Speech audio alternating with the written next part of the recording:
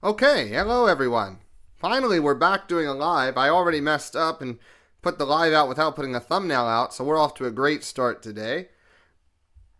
So sorry if any of you got caught up by that. I don't even know if that posted or what's going on there. But yeah, we're here. It's good to see whoever's going to come in today. It's good to see you all. And it's exciting to be back at it here. I don't remember how to do anything. It's been 20 days since the last time we did this. Basically 3 weeks, so I'm going to be a bit rusty, I think. But in the end, it's going to be a good time, I hope. With the Sabres here set to take on the New Jersey Devils. I have the wrong colors up for the Sabres, but that is just to avoid confusion. I know we are wearing our... well, actually, let's fix that now. Since we are wearing the goat head jerseys, let me see what I can do as far as fixing the colors there. I'm going to do red there, that's it. And then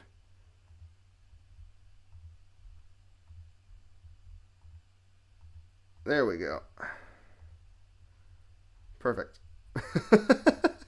Got red and black and black and red. I don't know if that's good or bad, but it is something.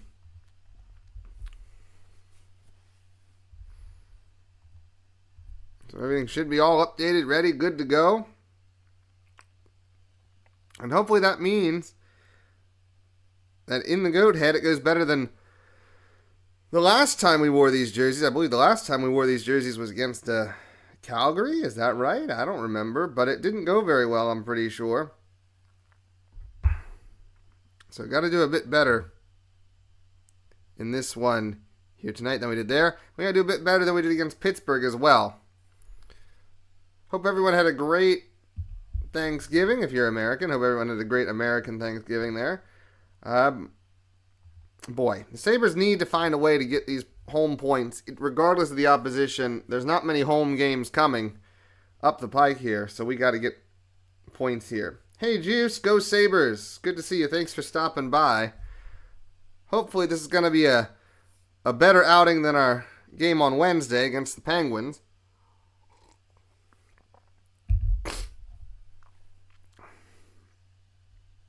Devils have been a very good team this year, obviously, so it's going to be a lot to kind of keep the Sabres up. But the Sabres do get up for good competition. They tend to play their best against the best teams, so that is something to maybe be a little bit positive about coming in. I would hope he'll bounce back tonight, but they haven't given him, Lyon hasn't really received the best,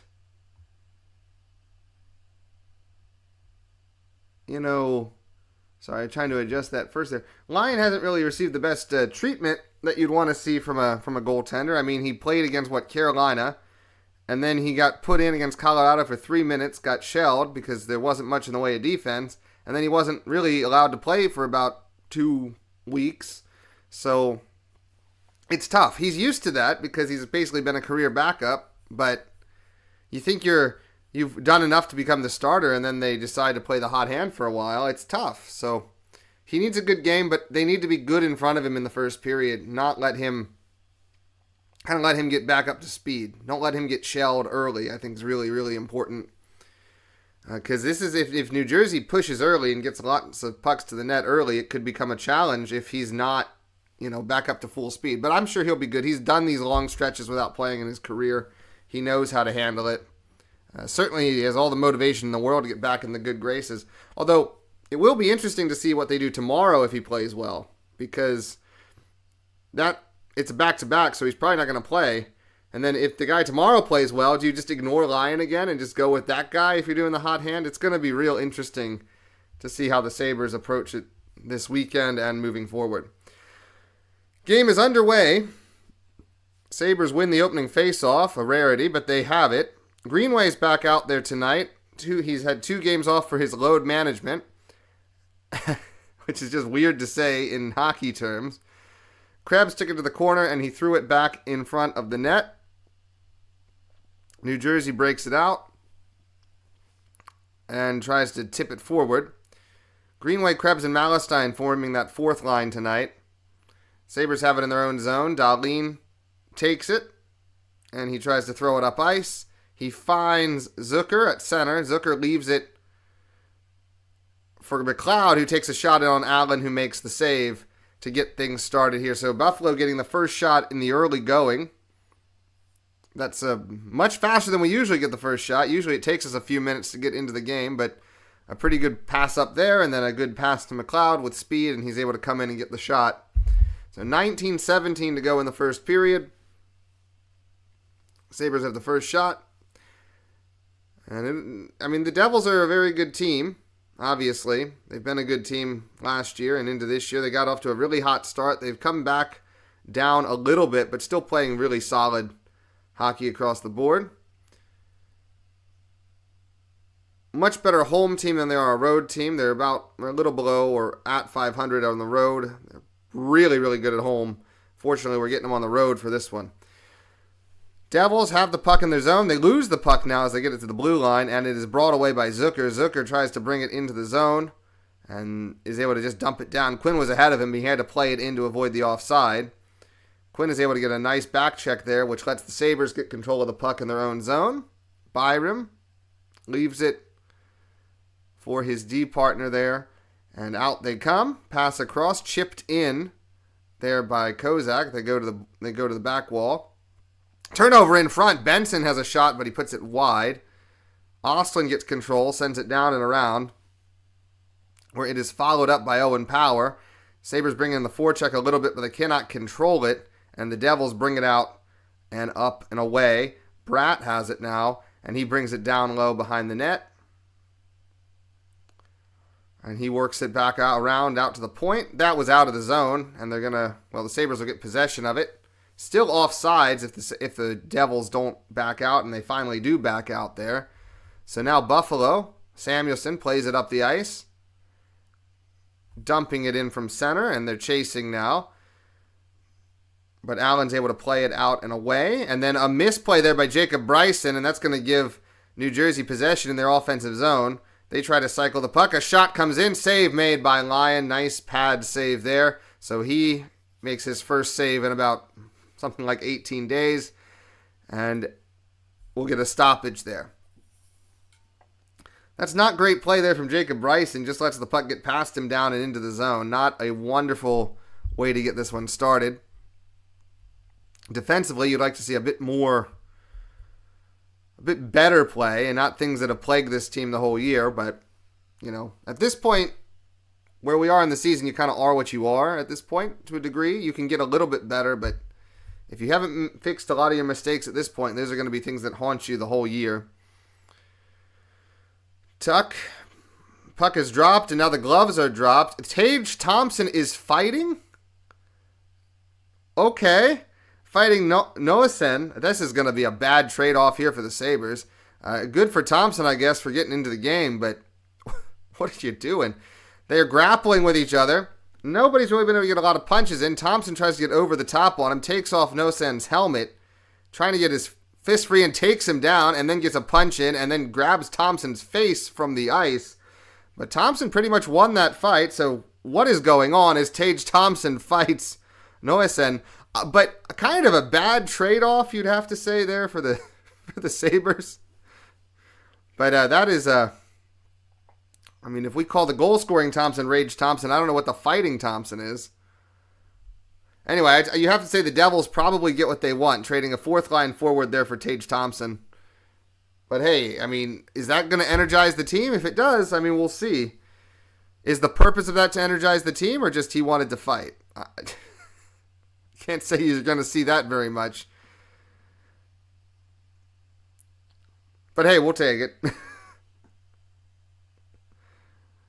Pretty solid fight. He acquits himself really well there, and this is kind of the explanation for it here. Thompson received that bad hit from Noesen back last February, as they show on MSG. So this is one that Thompson probably wanted to try to get his revenge.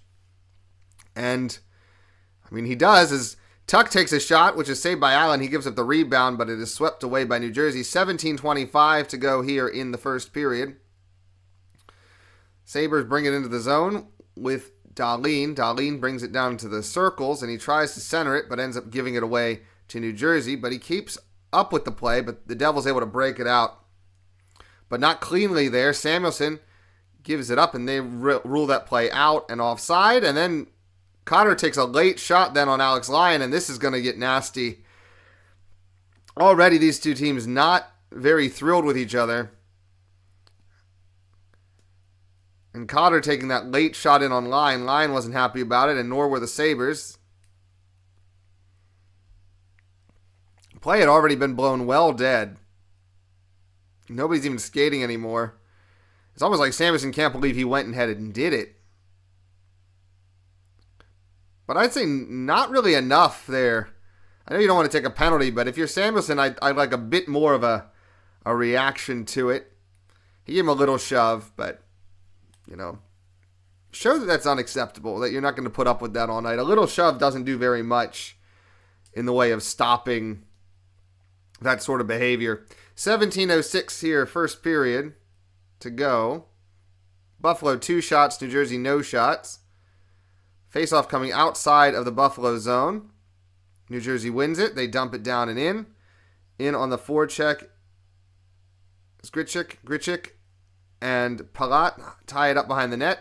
Puck comes out and is sent away.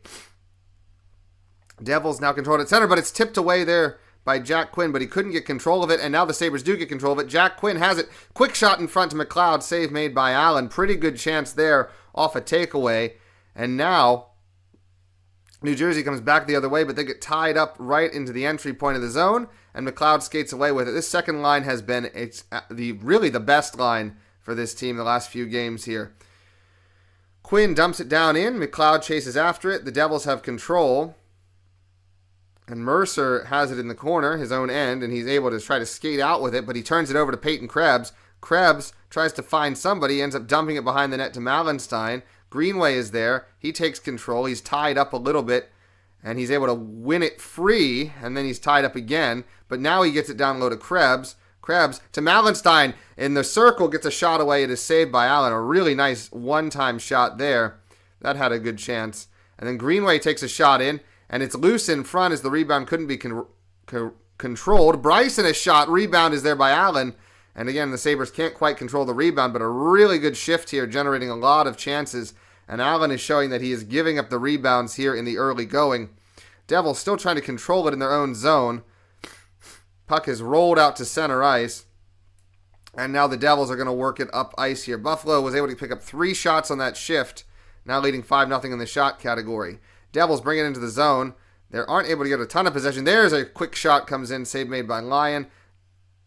Sabres able to wrest control away, get it out to Benson. Benson going to carry it to the red line and dump it down and in. Kozak tries to chase after it and is able to do so successfully. Puck is flipped out to center ice where it is taken control of there by Dahlin. Dahlin leaves it for Benson. A shot just over the goal. A pretty good angle chance there.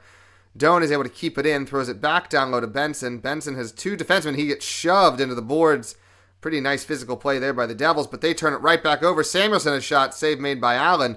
Sabres are doing what you want to see here. They are challenging everything. They're bringing a really good forecheck into play here right now. As the Devils, though, are able to break it this time, and they're able to work it out. They bring in a sharp angle chance. Shot is blocked by Tuck, and then Dahlin knocks it to the back wall and checks his man. And the Sabres are able to get control of the puck once again. Alex Tuck tries to bring it across center ice and does. He dumps it down to the other side. There's a Sabre there, but he can't really control it. And the Devils take control again at center ice. And now they bring it through. Hitcher a shot. It goes over the goal, behind the net. And then a chance, quick chance in front. And now the Devils work it down low here, the corner, across. I don't know if that got Lyon or not. It went to the back wall. The Devils retaining possession, and now they've lost it back to the Sabres. And the Sabres here have Tuck in. He has a step save made there by Allen. He had a bit of a step, only really a half break there. The defender was right on his heels. And now they bring in a shot and save made by Lyon. It goes to the back wall where Byram able to bring it up ice, and then they turn it over at center. Lots of shots, lots of action so far. Hey, Mossy, welcome in. Yeah, you missed the Tage Thompson revenge fight against Noason there. That was a pretty entertaining one as well. He held his own quite nicely and actually won the fight, if you can believe that. So now the Sabres, 13-17 in the first period, trying to get control of this puck at center ice. Two guys jam away at it. They both miss. The Devils bring it back into the zone with Glendening, and it's tied up a little behind the net here. Lammikko brings it around the zone. Shot from the point is saved. Lyon didn't have full control of it, but he's able to stick it to the back wall. Another pass down comes down low. Power and Bryson are just not able to physically challenge these Devils skaters right now. There's another shot. It catches Lyon high. He can't control the rebound. Goes behind the net. Devils are controlling play here, and the puck skips when Lammikko gets out of the zone, and the Devils have to reset. They've caught up in shots. Shots are now 7-5 in favor of Buffalo. 12:30 to go here in the first period as the Devils reset. The Devils shoot it down low. Lyon sends it over to Dahlin. Dahlin throws it up and away, and it goes behind the net, and they're going to wave icing. 12:17 to go here in the first period. Shot 7-5 in favor of Buffalo. Buffalo had the better early shifts, but the Devils have turned it back here with a good shift of their own.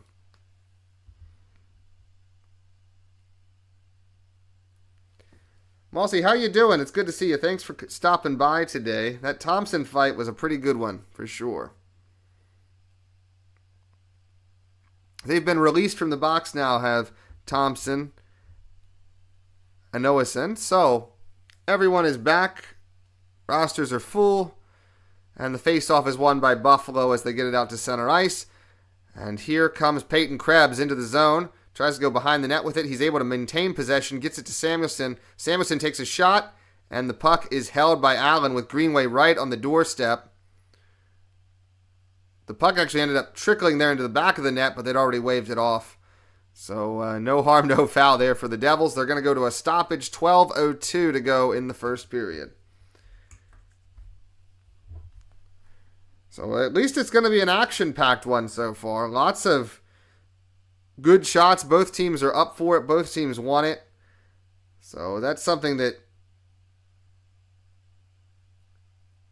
is really good and really important, you have to say there.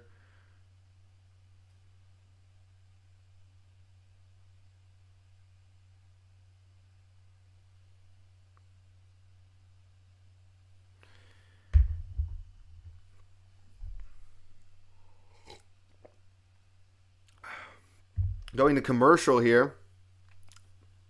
Yeah, so the Sabres look like they're up for this one. I've said often you can tell in the first 2 minutes of a game how up the Sabres are for one. Well, they're up for this one. That Pittsburgh game, they looked like they were skating through mud. But here today, they look like they're up and ready for it. So, Lyon has looked okay in the early going. Not super comfortable, but good for a guy who hasn't really played in the last 2 weeks. So, beggars can't be choosers in that reality.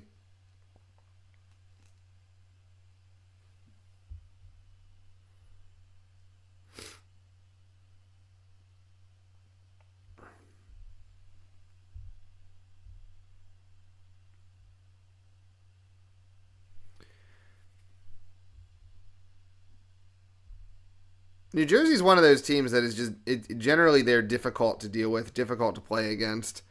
They tend to bring fairly consistent effort night in and night out, sitting at 15-7-1. They're coming off a win against the Red Wings and an overtime win against the Blues. They are reviewing this play here. So the puck, it was never held by Allen. It did trickle right through him. He never had it. They waved it off.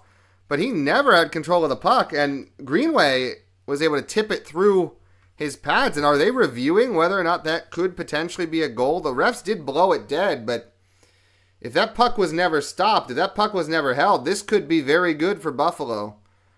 I don't have any sound, so I don't know what they're saying. But it looked like he never had control of it. It just went right through his pads. Whether they can overturn it or not remains to be seen. That was a quick whistle on the part of the refs, though.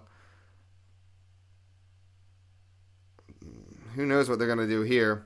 They're talking about it. They come out to center ice. Here's the announcement.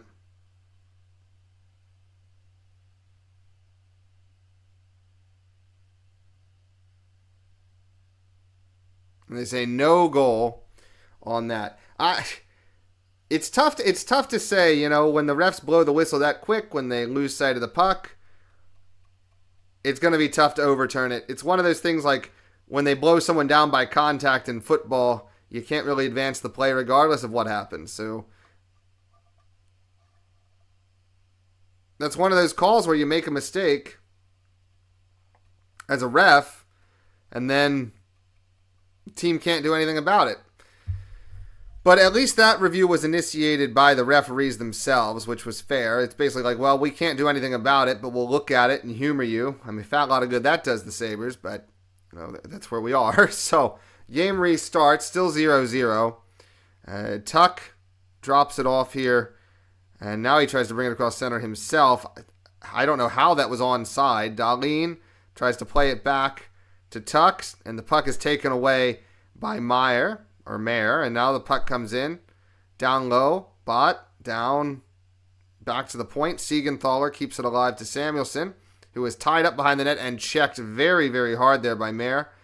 And now Thompson tries to navigate his way out. And the Devils are hitting everything that moves right now. They're using their size very, very well thus far, giving the Sabres some trouble. Sabres are a team that doesn't bring a lot of physicality, but they're also not a team that gets hit very much. Usually they're able to muscle their way through these situations. Little turnover there, and a long cross-ice pass is going to be offside as the Sabres were trying to go quickly back the other way. In the end, it's just going to be a face-off. 10:57 to go first period. Buffalo leading on the shot board 8-6. Of course, scoreboard is all zeros. Although it probably should be 1 if it weren't for a quick whistle on the part of the officials. Sabres win the draw, and they just fire it down into the zone. Kozak trying to push play forward, but the Devils come away with the puck, and they bring it up ice here. Grichuk down low. Tied up there by the Devils. They're able to get it back to the point, but they don't have a clean look from the point. Sharp angled chance goes down low, and then back to the point. Sabres are doing a good job skating out, not letting windows be broken into very easily there. Ostlund has the puck at center, but there's nobody with him, but he's able to find Zucker, who takes a shot. It goes wide of the goal, and then Zucker's able to beat his man, find his own rebound behind the net, lays it in front to McLeod. There's Quinn. Quinn to McLeod right in front. It bounces through the crease. Allen gets taken out by Zucker there, but the Devils are able to control the puck behind the net, and now they try to work it out to center, which they do. Power is stripped of the puck. He does battle for it, however, ties up his man, is able to push it forward. Then he tries to turn it over again, but this puck, and then it is turned over as the Sabres try to leave the zone. And then a good stick check there by Bryson lets the Sabres regain possession. So kind of sloppy there from Owen Power, kind of sloppy there from the forwards. A really poor breakout chance, but Jacob Bryson actually saved the day on that one with a pretty good poke check there on the Devil. Now, puck is behind the net. And now the Devils are able to work it to the point where they then lose it as they try to throw it back down low. The puck goes all the way down the ice. Allen takes it for the Devils. Mallenstein comes in with a forecheck on him, but he's able to get the puck out. And then here come the Devils setting up in the Buffalo zone, or trying to. And there's a quick shot in from the point, goes wide of the goal. I don't think Lyon saw it. Siegenthaler throws it down low, and Krebs is able to hold it right in front of Lyon. Not a very good breakout pass there, but they are able to get it back out to center. And now they're able to get control of it a little bit. Samuelsson does a good job screening the forecheck. Gave Dahlin a little bit of time. The Devils are coming full bore on the forecheck right now, so the Sabres do not have a lot of time to get it up and out of the zone, but they are able to find an outlet there to Tuck, and Tuck drops it off, and there's a long shot that gets blocked before it could go deep. Byram to Timmins. The Sabres are trying to find space. There's not a lot of space out there right now. The Devils are doing a good job shutting everything down. Honestly, both teams have done a fair job of shutting stuff down here in the last few minutes. 8:28 to go. First period. Score is still 0-0 as they go to a commercial break.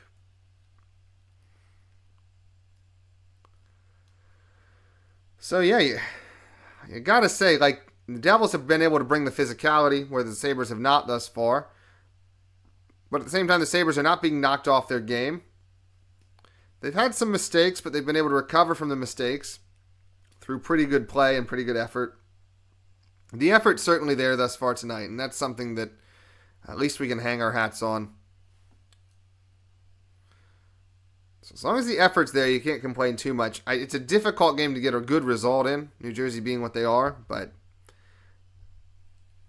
effort usually tells. So if the Sabres can keep this level of effort up, they're going to give themselves at least an opportunity, you would have to think, in this one.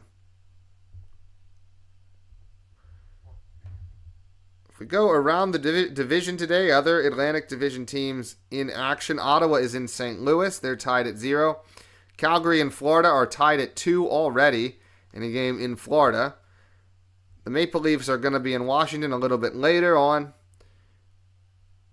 And the Detroit Red Wings and Boston Bruins have both already lost today, but the Red Wings lost to Tampa Bay, so Tampa Bay continues to extend their lead in first place there. The Bruins were dumped by the Rangers 6-2 earlier today. So this is a situation now where if you're the Sabres, 2 teams in the division have already lost. 2 teams that are coming down to you have already lost. So if you're the Sabres, you got to find a way to get 2 points here in this game and take advantage of some of that to try to make things tighter. I mean, those are teams up in the 3rd and 4th part of the division.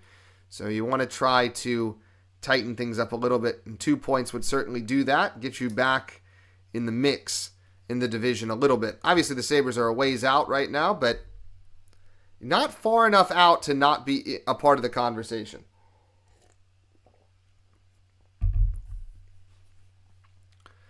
New Jersey wins the draw as we're back to action. They immediately turn it over at center ice. Tage Thompson brings it into the zone, and he makes a nice, nifty little move around the defender, but he didn't have a shot as it goes to the back wall. Thompson able to tie up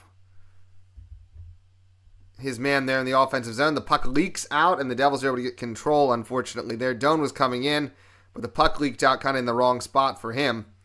Now the Sabres go back into their own end, and Byram turns it over behind the net. Big chance in front, and that's a goal. Alex Lyon pretty much pushed into his net. Bowen Byram with a bad turnover there behind his net. And the Devils take a 1-0 lead off of that bad defensive turnover there by Bowen Byram. Lyon was playing very deep in his goal, and basically the Devils just run him through there. Yeah, your Byram, you can't turn it over. It's a pretty nice play there by Mayer. And then they just crash the net, Dubrot and Heischer. And Heischer is able to poke it past Lyon. But, I mean, they were so deep in the zone. The puck deflected off Tuck as they brought it out front, and there was just nobody else in front. Tuck was at the post, and I don't know where Timmins was, but they were going for the breakout, trying to move quickly, and Byram just turned it over. You can't have that turnover. I mean, it's very simple. You can't turn the puck over in that situation. And so many D-zone turnovers have been happening recently. Timmins has been probably the most famous offender, but Byram has not been playing very well off and on this season. He was not good at the start. He got a little bit better when he was paired with Kesselring, and then since Kesselring got hurt, his play has taken a massive dip as well. Kesselring seemed to be the one guy he functioned pretty well with. So that was a big re-signing. That's someone everybody wanted the Sabres to re-sign, but he has not lived up to that thus far this year. So anyway, the Devils a 1-0 lead. The Sabres bring it in here, 7:08 to go in the first. A shot comes in from Dahlin. Rebound by Allen is scooped away by the Devils. And now the Devils come back on the counterattack. Potentially a 2-on-1 developing here. They have a pass across, and it ends up behind the net. I don't think they ever completed the pass across. Solid job by Samuelson to take that away. Kozak turns it over in his own zone. Shot from the high slot is put in. Samuelson battling. Lyon is down in front of the goal. The puck goes back to the point. Everyone's able to reset a little bit, and then a shot comes in. Bad deflection. Dahlin's able to tie up his man, as Lyon was beaten there again as well. Dahlin does not tie up his man. That's going to be a second goal for New Jersey. So a good play there by Dahlin. And now the Sabres are able to bring it out. McLeod brings it into the New Jersey end, and he is tied up a little bit, but then Zucker's able to come in and win the puck free. Behind the net they go now. And then a shot comes in from Timmins at the point. It goes wide of the goal. Byram tries to follow that up by pinching. He's not able to win control of the puck, but he is on his trip back, and now he has it, and he takes a shot from the circle. It trickles wide of the goal. Timmins retrieves it, gets it back to Byram, to Quinn. Quinn down low to the other circle to McLeod. McLeod back to the point to Byram, leaves it for McLeod at the point, and then a shot comes in. It doesn't get through. Maybe Byram got high-sticked by Zucker there. Anyway, puck is lifted up and out of the zone. Not a very good, a good sequence in that they're able to hold the puck, but not able to generate any offensive opportunities. Everything was blocked or didn't get through. Fourth line is out there now. Power throws it to Malenstein. Malenstein tries to throw it down low, but it's intercepted and sent out of the zone. Devils throw it down low. Lyon has it here behind the net, and the puck is walked out by Bryson. Bryson able to get it to the red line and scoop it or try to push it past, and now Malenstein brings a hit. Puck goes all the way down into the New Jersey end where they try to retrieve it, but Sabres forecheck doing its job there. They had Krebs wide open in front, and Owen Power missed him. I think that was Power. Whoever that was, maybe just missed him on the pass totally there. Not a good pass. I'm not entirely sure who it was, so I don't want to assign blame on that yet. Devils bring it into the zone from the circle. Shot goes behind the net, and it is picked up by Dahlin as the Sabres take a second, as in slow down play. Thompson way off sides there, so they have to retreat out of the zone. The Devils able to pick up the puck and work it up and out of the zone. 7 hits thus far for Buffalo, 3 hits for New Jersey. It doesn't feel like that. In my mind, it feels like the Devils have actually been the more physical team in a lot of respects.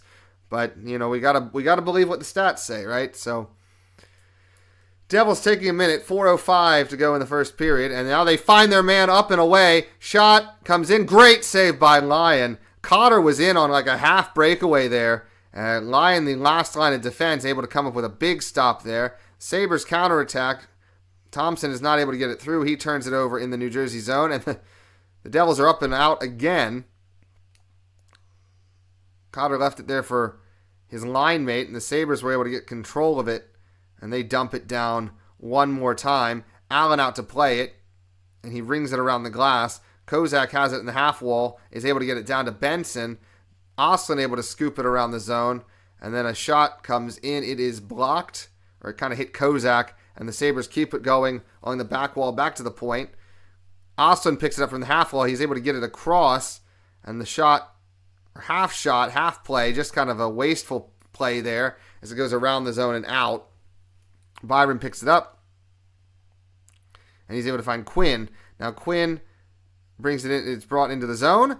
Shot there. McLeod is able to cycle it back to the point, and Owen Power able to somehow keep it in the zone on the blue line as Quinn has it, and now he loses it, and the Devils bring it out here. And the takedown by Bryson does not lead to a call, but does lead to the Sabres getting possession of the puck. 2:40 to go. Sabres find a little bit of space on the left wing side, and the shot is held by Allen for the Devils, and that's going to take us to a break. Lyon had a good save on a half breakaway there, which keeps the game 1-0, but the Devils still lead with 2:33 to go in the first period as we head to commercial yet again.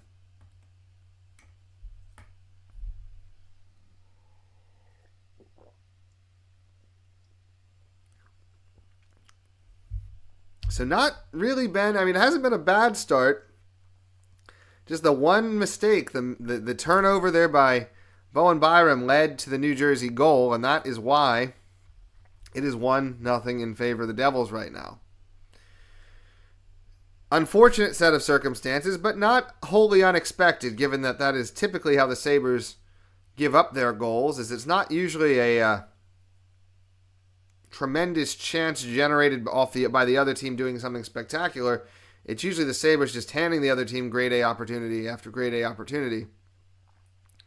This is a very good defensive group, but they do turn the puck over in their own end a lot. And I think some of that might be the style of play they're being asked to play, but some of that in this one tonight is also just New Jersey has brought their forecheck in really, really well. So I think you got to simplify a lot if you're Buffalo in order to get through this. You got to have a lot of options anytime you touch the puck. You got to make sure you are maybe sacrificing some of your runs up ice to make sure you can possess the puck and give your defenseman options here. Hey, Remy's. Yeah, I haven't been too impressed with Benson's shot. He's good at going to corners and winning control of the puck. He's good at passing the puck, but yeah, as a shooter, there's been a little bit to be desired thus far this year. Probably an understatement. Yeah, no, I got what you meant there. The shot is weak. For sure. It doesn't really bring that heavy shot. And right now, with that, the way that line is right now, with him and Kozak and Ostland, you got to think Ostland is the guy they're relying on to score. But I was thinking, right, I'm happy with them keeping Ostland on the roster instead of Rosane because Ostland can do more overall. But if you're thinking about that line, Kozak, Benson, and Ostland, I don't think it works as well. I think Kozak, Benson, and Rosane works better because Benson would be able to get the puck. They'd be able to set up Rosane with a lot of opportunities and high danger chances. Those two guys can generate puck possession. But when you have Ostland out there, you don't really have a finisher on that line. So it kind of hurts the line's overall output in general. Because you don't really have a guy Ostland can score, but he's not really a shoot first type of guy. It's kind of, you have Benson and Ostland very much similar, I think, type of player in some respects. And then you have Kozak, who's basically a grinder. So you have two lines that don't really present much of a scoring threat. And so I think you make yourself a little bit easier to play against when you have that. I agree that when Norris comes back, you would prefer to have Ostland in the lineup. But I think for the interim there, Rosane would have been a better choice. And then go to Ostland once Norris comes back. Anyway, that's neither here nor there, as the play is now active again. 1:18 to go first period. Puck is brought out to center ice, swept out to center ice. Not really a great pass out, and it's going to lead to a takeaway. Well, not a takeaway, but it's going to lead to New Jersey possession. 1:04 to go. They're in the Buffalo zone, trying to work the puck around, and they just give it up there to Timmins, and they kind of change. But Timmins, not a good pass out. He turns it over. I don't know who he's passing it to. There were guys there, and he just whiffed on the pass. Fortunately, it doesn't result in anything, but yet again, another defensive zone turnover by Buffalo, and that's been their Achilles heel all year, but especially recently. Dahlin able to leave it for Power behind the net. They're able to work it out to center ice here. Zucker tries to flip it, but ends up turning it over. Sabres' ability to get it through center ice has declined a lot in the second half of this period. They have not been able to generate anywhere near the chances they were able to generate early. They had 7 shots about 12 minutes into this game, and they have 10 at this point in time. So the Devils have done a good job of wresting control of this game. The Sabres haven't done themselves any favors with their turnovers. Puck is tied up in the corner here. 4 seconds to go in the period. Sabres win it free, but just to the back wall, and that is where the first period will end. New Jersey in front 1-0. Shots 10-9 in favor of Buffalo. But you have to say that New Jersey really controlled the second half of that period.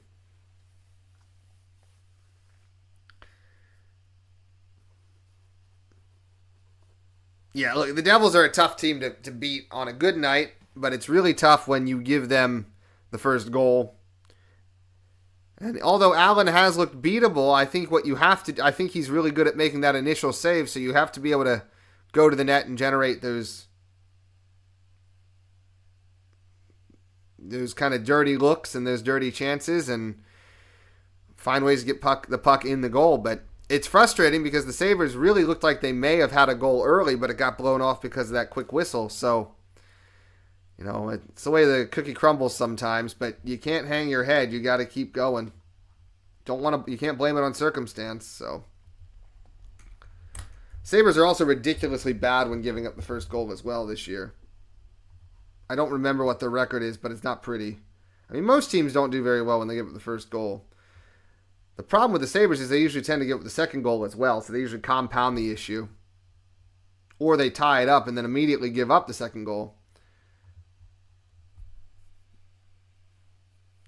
Yeah, obviously the loss of Kulik is very, very big, right? Just unfortunate what's happened with him. There haven't really been any updates. Hopefully, just for his career, he's able to recover from this situation a little. But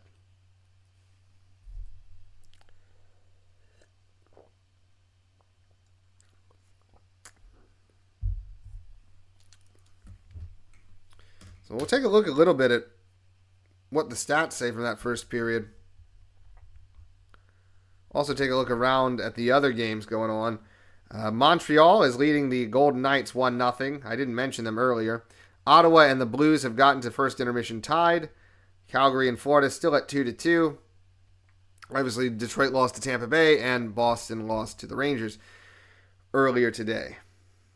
And I also, as a Packers fan, am very interested in this Bears-Eagles game. The Bears are beating the Eagles 10-3 right now. Are the Bears for real, or are the Eagles just fake? Who knows? They're in the NFL. As far as this game, I'm going to head over and get some stats.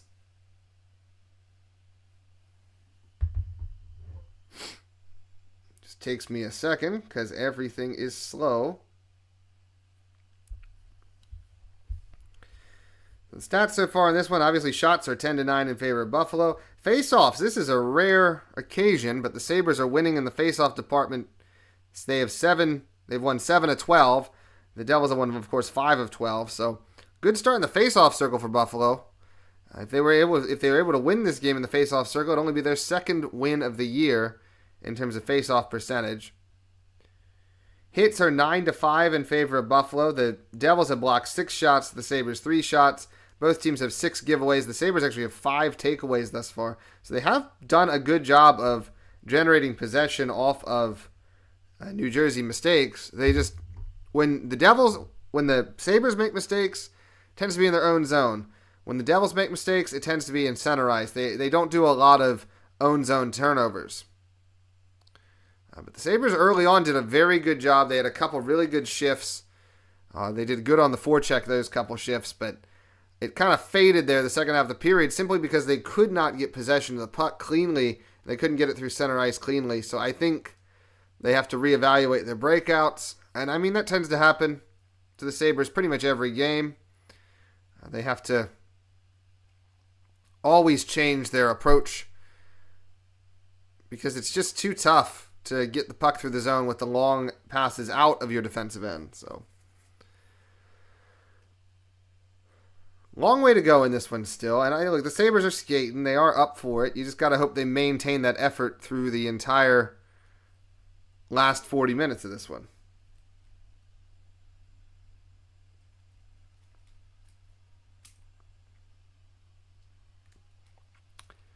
But this is really, that loss to Pittsburgh was tough because you have a really tough game here with the Devils. You have a really tough game tomorrow with Minnesota. And Winnipeg not playing their best hockey coming in early next week. It's very difficult to get a lot of points out of this one. The Penguins were their best chance to get 2 points, which would have let them have a shot at getting 4 or 5. But now it's very tough to see them getting 4 or 5, especially if they can't convert this one at home into some degree of points. So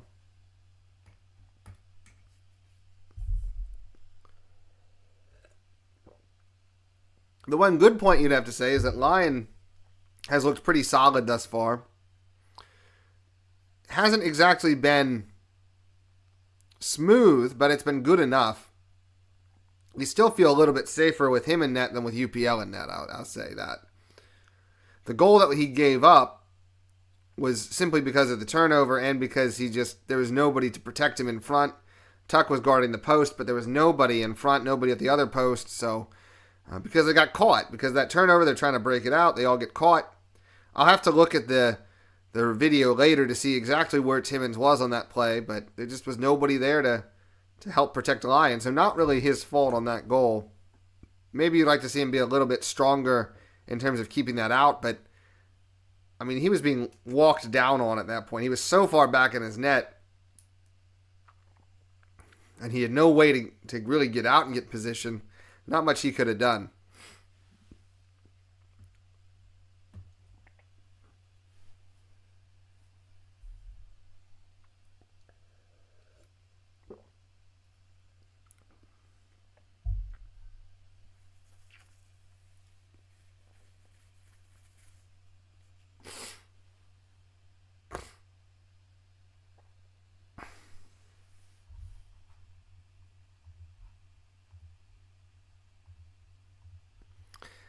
they're showing that Thompson fight was wild. I mean, it's good to see him out there trying to get revenge. I mean, that's great.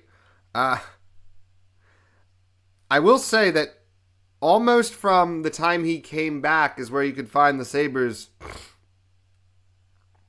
dip in form in this one, actually. It's not related to Thompson, I'm sure, but he came back about the 12-minute mark, and at the 12-minute mark, the Sabres had 7 shots, and then from there, the Sabres are back down. I only had 3 shots the rest of the period.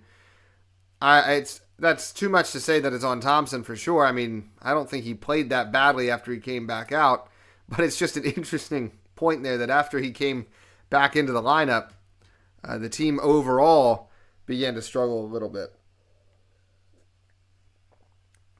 I think in this case that's coincidental because I didn't dislike anything he really did in that period. Honestly, it's an even period where the Sabres just made a critical mistake. And the Devils capitalized. And good teams do that. Good teams capitalize on mistakes by teams that are struggling.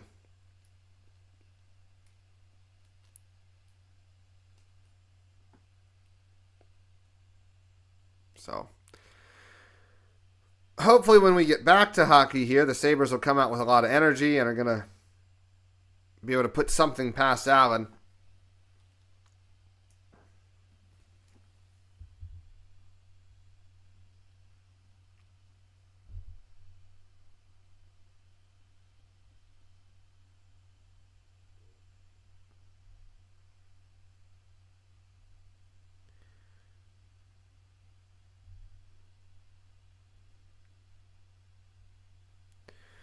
In his last start, Jake Allen did give up 6 goals, so the fact he was able to come out and have a really solid first period, even though he didn't look so good early in terms of controlling the rebounds, they were able to support him a lot, were the Devils, and probably gets his confidence back, so any hangover from that experience probably is not going to have too much bearing on this game at this point anymore.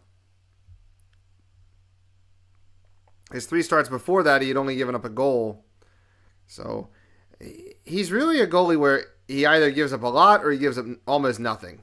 It's not really an in-between with him, and of course he's done very well historically against the Sabres. So not going to be the easiest goaltender to navigate for the Sabres, but you can. Just got to keep going at it and keep generating chances.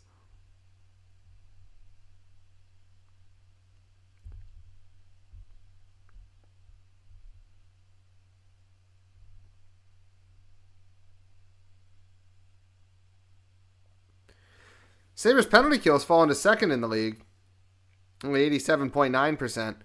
It's simply that I don't think they've had any real opportunities to kill off a lot of penalties, and let's hope that that doesn't change. But they honestly haven't. I mean, against Pittsburgh, there was 1 penalty kill. There was only 1 power play for both teams the whole game. Tonight, there's been nothing so far as the special teams.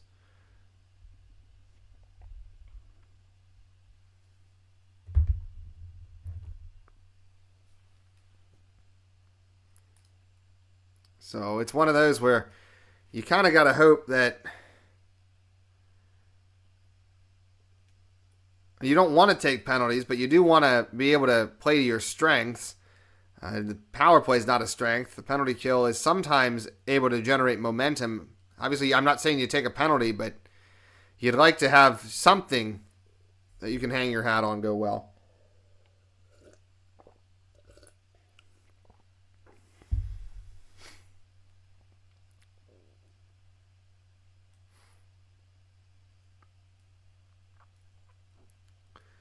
Sabres had 21 shot attempts in that period. But again, the Devils were willing to put their bodies on the line. Again, they came up with 6 blocked shots. The Sabres had 1 blocked shot. So, Devils willing to go down and play defense and kind of keep the Sabres from making a lot of progress in this one.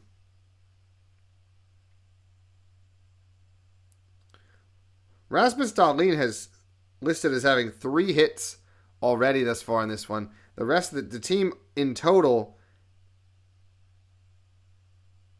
is listed as having 9 hits, but Dahlin has 3 of them. So again, the Sabres have brought the physicality.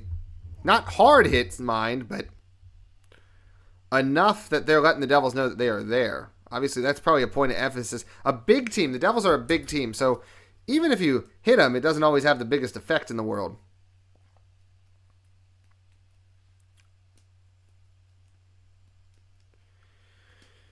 If you're the Sabres, you really got to pin your hopes on that second line. That second line has looked the most dangerous. The first line hasn't done very much, but they weren't together the whole period. The third line looks like one that you might want to consider breaking up, and I think the fourth line is fine, but Greenway is not speedy enough. It actually takes away a little bit from that fourth line when he's out there with them because their overall pace of play is going to be less with Greenway out there. One of the advantages of that fourth line when it's done, Krebs and Malastine, is that they can all skate. So they can put a really aggressive posture out there. Greenway brings you more physicality, though, which makes that line hard to play against in the sense that it's physical. But obviously with his return from injury, he hasn't been able to bring the physicality as he might have otherwise liked to. But hopefully maybe this load management will help. Unfortunately, it just seems like he's going to be a guy that doesn't play a whole lot of games this year. And he will not be playing tomorrow. They already said he's not playing in back-to-backs. So will not have him against Minnesota. But you might have Josh Norris against Minnesota. He's still day-to-day. It's unfortunate he couldn't make his return in this one. But you certainly don't want to rush him back from injury, because if you rush him back 100%, he's going to get hurt again. So you want to handle his situation very, very carefully, I think you have to say.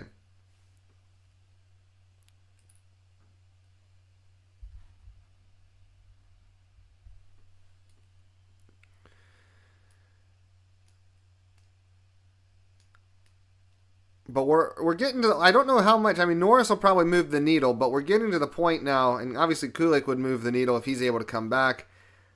Danforth, I think, would be a really useful player if he was able to come back. But you're starting to get to the point where you have these guys are coming back. You have more of a healthy lineup. You have more depth.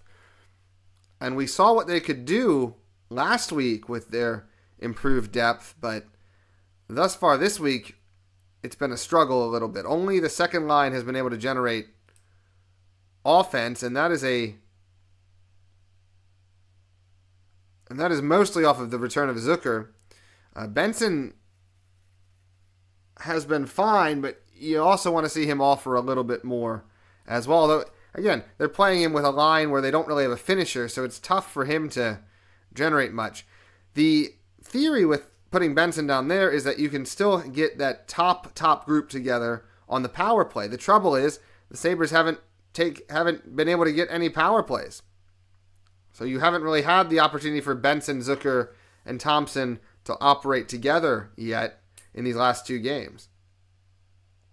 And some of that is the Sabres just need to possess the puck more. If they possess the puck more, they can put the defense in bad positions. They can generate penalties. But if you're never possessing the puck, it's really hard to do that. So. Second period is not so far away now. About a minute and a half or so away in real time. Obviously with a little bit of delay here on the stream. So we'll be getting back to it pretty soon. It's going to be important for the Sabres to have a first 5 minutes and start this period the way they started the first period. If they do that, they'll have a much better chance, I think, of getting themselves back into this game. If they start out slow, they're probably going to find themselves down 2-0 in fairly short order.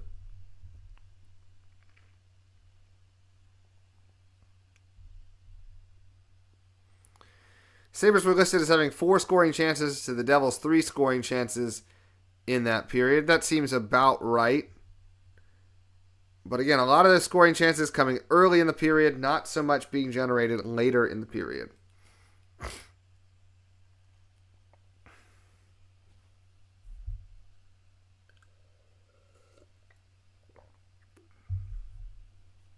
So the Sabres coming back out. Now, giving fist bumps to many kids who are stationed outside of the locker room.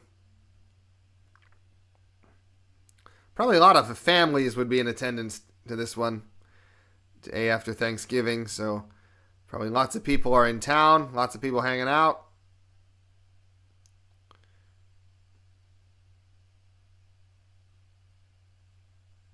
Yeah, agreed, Terry. He does like to play with Benson. I understand the theory, which is let's try to generate 3 lines that can score. But until Norris comes back, you don't have the personnel to do that. So I would concentrate on having 2 of your best lines. I also understand not wanting to break up Thompson, Tuck, and Doan as productive as they have been, as they were last week. But the last 4 periods or so, the production has been down. But it also doesn't mean you want to overreact and throw things into the blender either. But at some point, I think you want to make your 2 best lines out there. Benson was really productive playing with Thompson. He can get the puck. He can generate chances. Again, if you're not going to have a finisher on that 3rd line, you're really wasting what Benson is best at.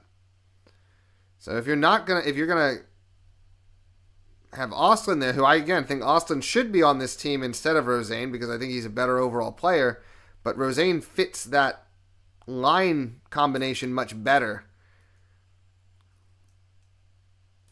Problem is you need someone really to, yeah. I mean, that's a better line combination.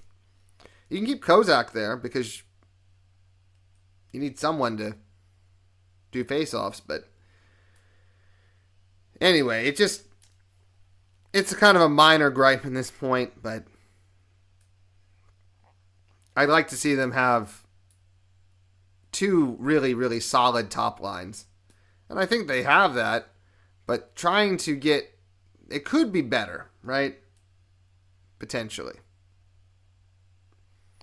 I just don't think you're matching style of player very well. The game is restarted now.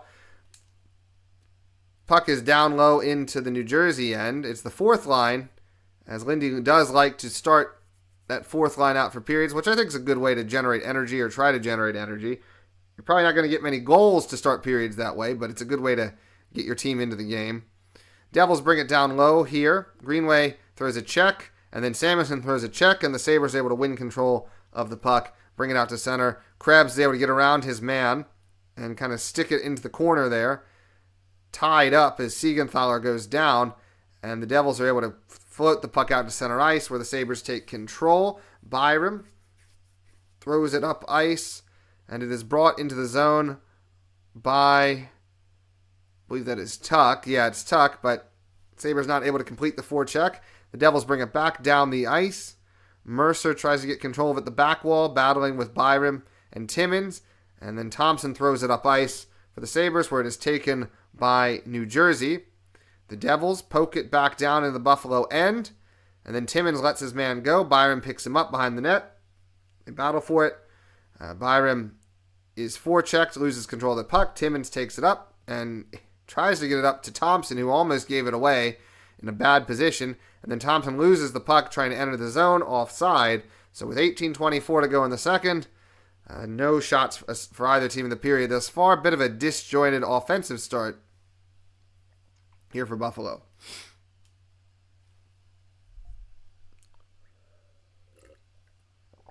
Not in love with the intensity, just to me, in that first minute and a half seems a bit less than it was in the first period. So I don't love to see that. As Zucker's able to get the draw back. The Sabres are winning the majority of the faceoffs in this game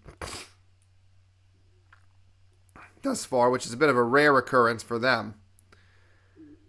New Jersey tries to bring the puck around the zone. They lose control of it, but the Sabres are not able to jump on it, and the Devils are able to repossess.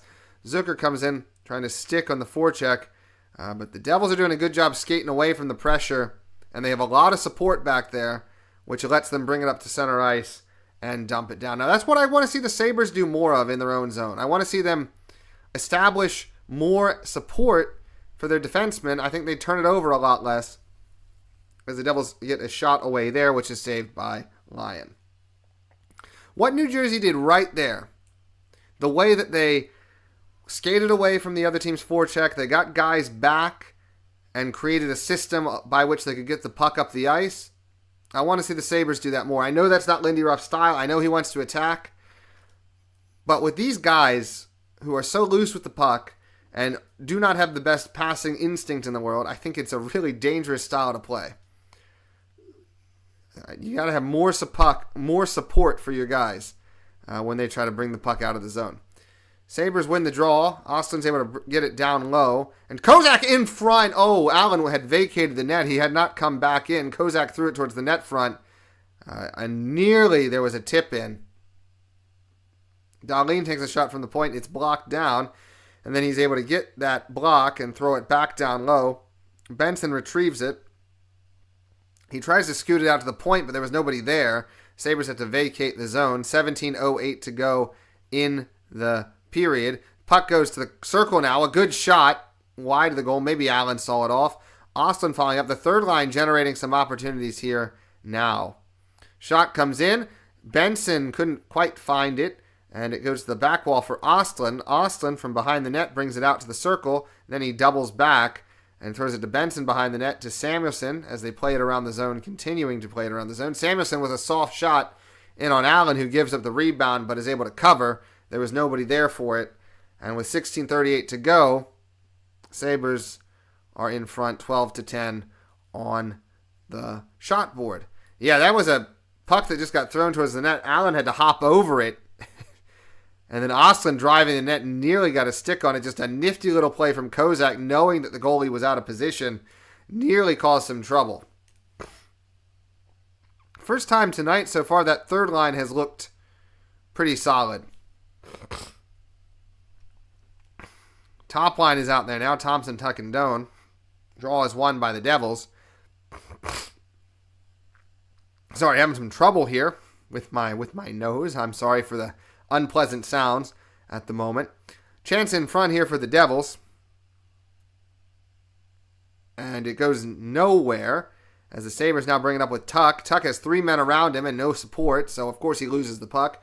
Goes back down where the Sabres get control with Byram.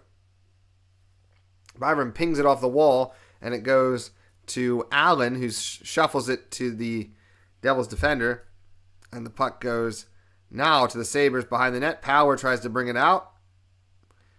He takes a stick check, keeps control of the puck, tries to throw it out to center, and he finds Beck Malenstein entering the zone. Krebs with a shot, and it is saved by Lyon as Greenway dumps a Devil on the other side of the net.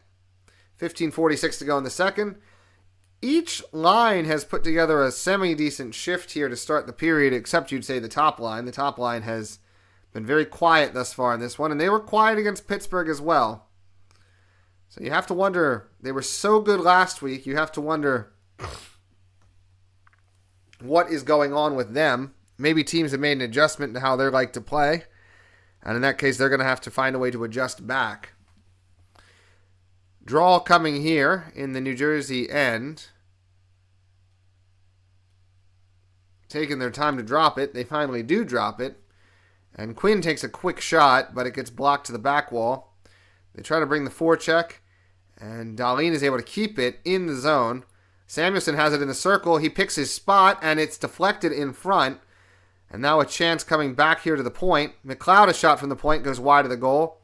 Dahlin follows it up around to Quinn. Quinn throws it back to McLeod at the point, and then Samuelson to the high slot. A shot is held or out of play. Either way, nothing comes of it. 15:16 to go in the second. Sabres starting to generate some pressure and some chances here more consistently.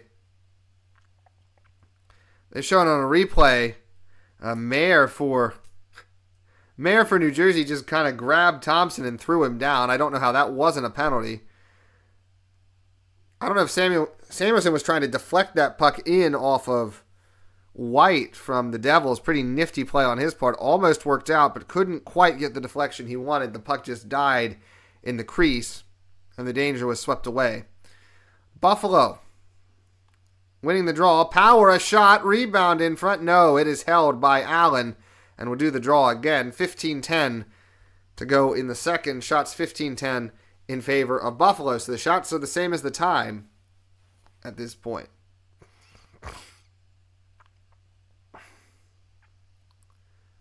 So you got to like what the Sabres have brought so far in this period. They brought some pretty solid chances, and they brought a lot of possession, but they haven't gotten rewarded for it yet in terms of a goal or in terms of a penalty. So they just got to keep going. Third line is out there. Kozak gets it back to Power, and he takes a shot which is held by Allen, and we will reset yet again. Allen looking very, very strong in this one so far. He was a little bit shaky early, but in recent times he's been able to hold and control everything. Another draw. This time it is won by the Devils, but tied up as Benson got to the whole other end and is able to get control of the puck. Bryson a chance in front. It was rolling, and it went off Allen. Kozak not able to get a redirection on it there. Oslin, as the Sabres are trying to tie up behind the New Jersey net. Not able to get control of the puck, though, and the Devils try to get control themselves. They bring it back into their own end. They have support, and they're going to bring it up and out of the zone and into the Buffalo zone. Here are the Devils. The Devils try to bring it down low. The first line is out there. Well, parts of the first line are out there now. As Tuck flips it all the way down ice, the Sabres will complete the change. 14-18 to go in the second. Devils bring it into the zone, onto the back wall. Power picks it up and is able to navigate it out to center ice, where the Devils once again take possession. They throw it down ice here. And one more time, the Sabres will take possession and try to do something with it. Another long pass up. This time, they find a man, but not able to get the secondary pass. Thompson, though, is able to follow it up. And he makes a man miss. Leaves it for Tuck. Shot, deflected in front. Tuck rebound chance, but he missed the net with it. So it went off a body, and it died there in the low slot. Tuck was able to get the puck, but he missed the net with it. And now New Jersey counterattacking here. 13:34 to go in the second. They bring it to the back wall. Thompson knocks the stick away from the Devil. No call coming there. The refs are really letting them play in this one. White has it for New Jersey. He rings it around the boards. Puck is taken from behind the net. And now the Sabres trying to bring a good check in their own zone, trying to tie up and get control of the puck. But the Devils are really strong on the puck. It is very difficult to win possession away from them, and they're able to keep possession. Doan is able to chop it out to center ice to relieve the pressure. 13 minutes to go, second period. Devils still leading 1-0. Sabres doing a pretty solid job defensively on that last shift, but have struggled to generate any kind of grade A opportunities thus far in the period. Neither team really has. Timmins is checked hard in the back wall, but the Sabres are able to get control of the puck. Mallenstein sends it out. Greenway is going to go for icing. Yes, it is. So icing with 12:38 to go in the second. Puck will come back down into the Buffalo zone.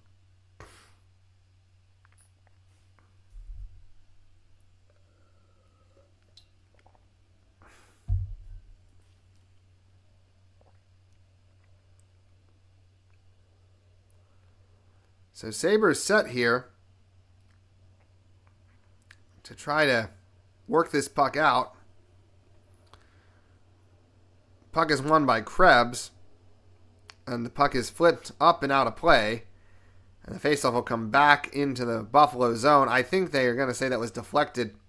And we're going to get a stoppage. 12:34 to go in the second. Devils continue to lead it 1-0. Sabres did a good job out of the gate in that period generating possession and generating chances, but they weren't really able to generate anything grade A. Devils are a very difficult team to break down, and they're a very difficult team to win puck possession against. So you'd like to see on the Sabres side just sticking with their game and trying to generate opportunities. But I think what the Sabres are doing right now is fine. It's just going to be a matter of can they get a puck past Allen. If they can continue this style of play and they're able to be a little bit more incisive in terms of their opportunities that they get in front, like Tuck missed on a rebound chance there, they'll have a shot to get back in it. There have been some opportunities that they missed, but not a lot of grade A chances in this game, really, for either side so far.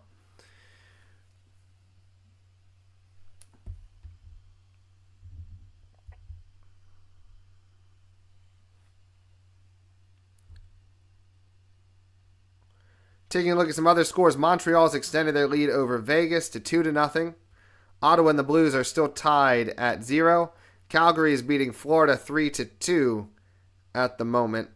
The Toronto-Washington game has just started 0-0 in that one there.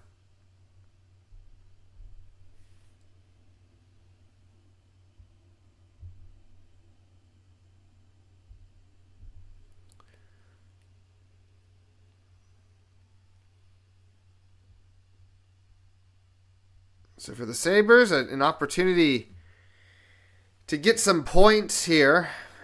If they can find a way to win this game or get a point here in overtime, it's critical the Sabres find a way to get 4 or 5 points on this. Was a 4-game stretch. They've already dropped their opportunity for their first 2 in Pittsburgh. So if the team is ever going to find that desperation they had against Carolina, they got to find it here. There was no time to exhale after that last homestand. You'd already dug a hole for yourselves.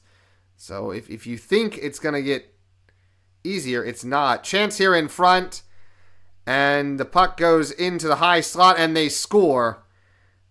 This was just a difficult play, and the Devils take a 2-0 lead here. And really just not great work. So the puck gets through Lyon, and it goes out front, and then it's just a shot. I mean, there are defenders there, but they're not doing anything. So you have Dahlin there, you have McLeod there. Palat misses on the shot, and it's followed up by Gricek. Gricek follows up the shot, is able to kick it to his stick and put it in the net.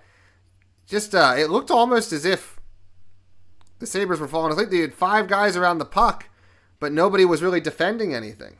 So that's another one I'll have to take a look at to see if there was a big fatal flaw in that one. But you would have liked to see somebody get a stick on a puck at some point there. Sabres are generating a chance in front. That is a tough one because the Sabres have come out this period and played pretty solidly thus far, you'd have to say. But just another lapse in front gives New Jersey a 2-0 lead. And the Sabres are going to go to the power play here as Devils take a penalty in the Sabres defensive. Can't talk today. The Devils take a penalty in their defensive end. Gets the stick there on Ostlund, preventing a shot. And so the Sabres will go to a power play, but they're now down 2-0. So they're definitely going to need to find a way to get something. You have Doan, Zucker, Thompson, Dahlin, and Benson out there. 11:59 to go. Shot from Dahlin is deflected up and out of play, and we will do it again.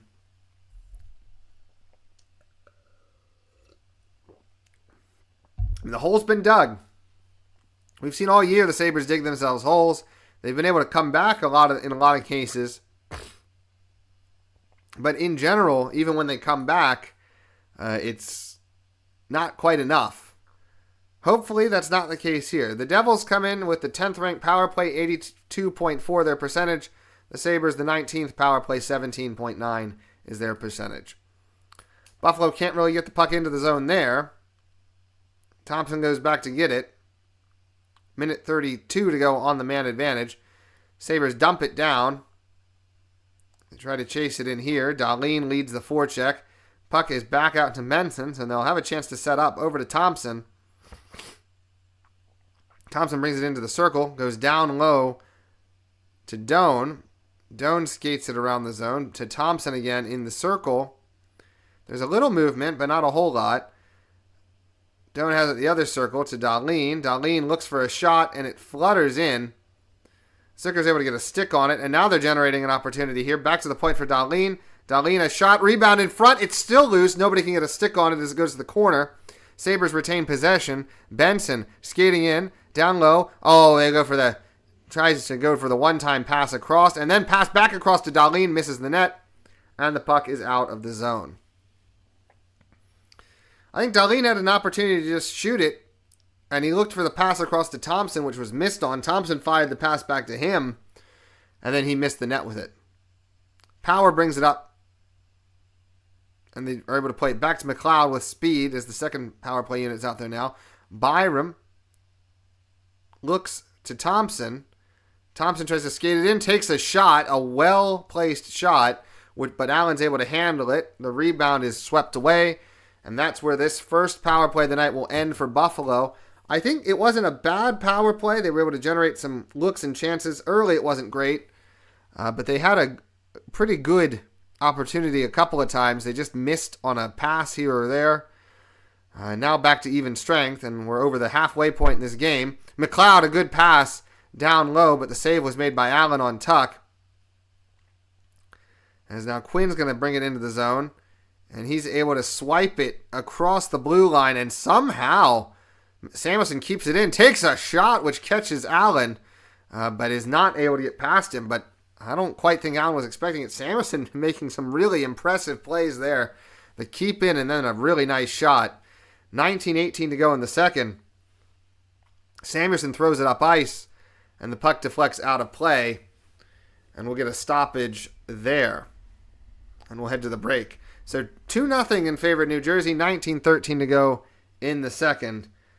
Tough goal to give up for the Sabres because, again, they looked like they were the better team, the team that was more likely to make something happen. And then once again, New Jersey just goes down and makes a play, catches the Sabres napping, and the Sabres are now in a 2-0 hole in this one. So while the chances have been there and the effort has been there, you don't really feel like in this one the Sabres are in a position where they're going to be able to score a whole heck of a lot. They just don't seem to have the touch. Maybe they're feeling the pressure, maybe they're grabbing the stick too much, but it's not the same energy as the Carolina game. And honestly, you don't want to say it, but they lose this game and then have to go on the road to Minnesota. I mean, and come back into Winnipeg's not easy. And then you have a 6-game road trip. At some point you have to arrest the momentum.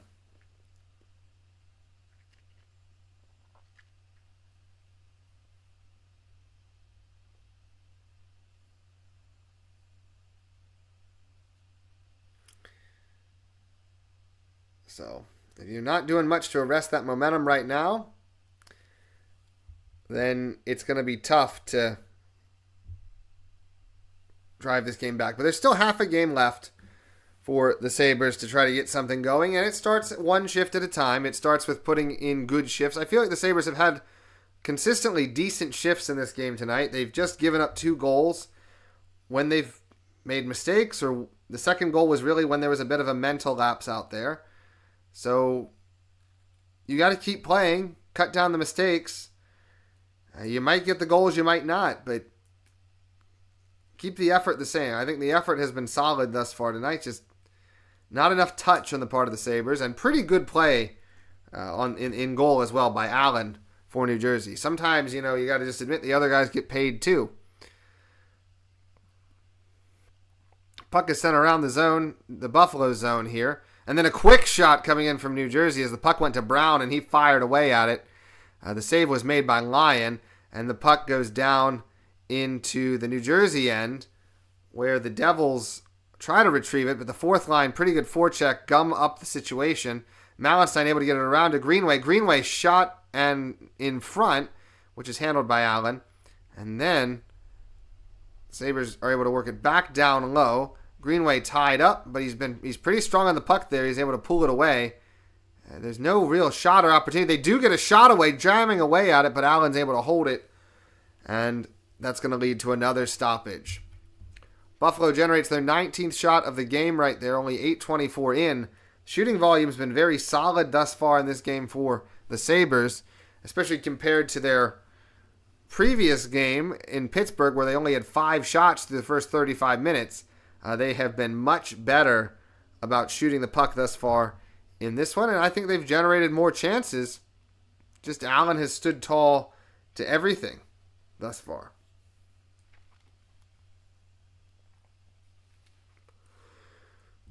Keep the positivity up if you're the Sabres. You got to keep the energy up, and even though you're getting stopped, you can't get frustrated. Don't press. You have time to get back into this one. You just need a goal, and Byram tries to field the puck with his stick. He gets the stick knocked out of his hands. He gets pushed to the wall, picks his stick up, and the Sabres are able to get the puck under control with Ostlund, who brings it across the red line, brings it across the blue line, dumps it down. They have Kozak open, shot save made, rebound opportunity from Byram, but all he ends up doing is pushing it and himself into Allen. So no goal there for the Sabres, but one of their best looks of the night. They found Kozak streaking towards the net, on the left wing side and very nearly were able to put it past Benson. Very nearly able to put it past Allen there. 7:38 to go in the second. New Jersey rings the puck around, and it is held by Timmins. Timmins gets it up to Kozak, who dumps it. I believe that was, I'm not sure who that was, but it got dumped down into the zone by a Sabre. The Devils regain control of the puck. They bring it across the blue line in the Buffalo zone now. Shot comes in. Lyon makes the glove save. So with 7:16 to go in the second, it is 2-0 in favor of New Jersey. We're showing the replay of the pass. A really nice pass there across to Kozak. I think if Kozak knew he had Byram with him, he could have dropped past that, and Byram would have had a pretty good opportunity to score there. Yeah, I like the fourth line as it is now. And I think I agree. Dunn, it's time for Dunn maybe to hit the waiver wire once Norris comes back, right? The thing is, right now, Greenway is still going to have to... Greenway can't play in every game. So until Norris comes back, Dunn is still going to be the guy to replace Greenway on that fourth line because of the load management situation. But yeah, once Norris comes back, Dunn is probably the one who's going to be sent away. Hopefully he clears. He's a useful player. That type of player, though, is a dime a dozen. Most minor league systems have 3 or 4, so I imagine there's a pretty good degree of probability he will clear waivers.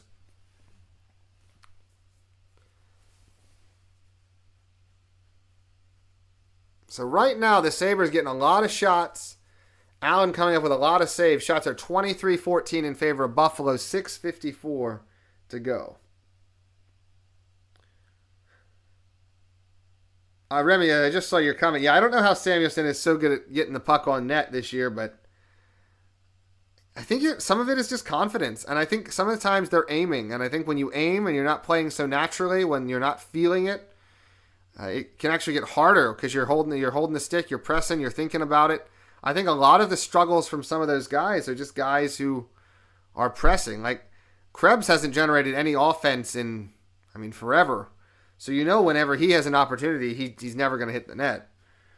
And at this point for Benson, the fact he doesn't have a goal is probably weighing on him as well. There's a penalty coming up here. New Jersey...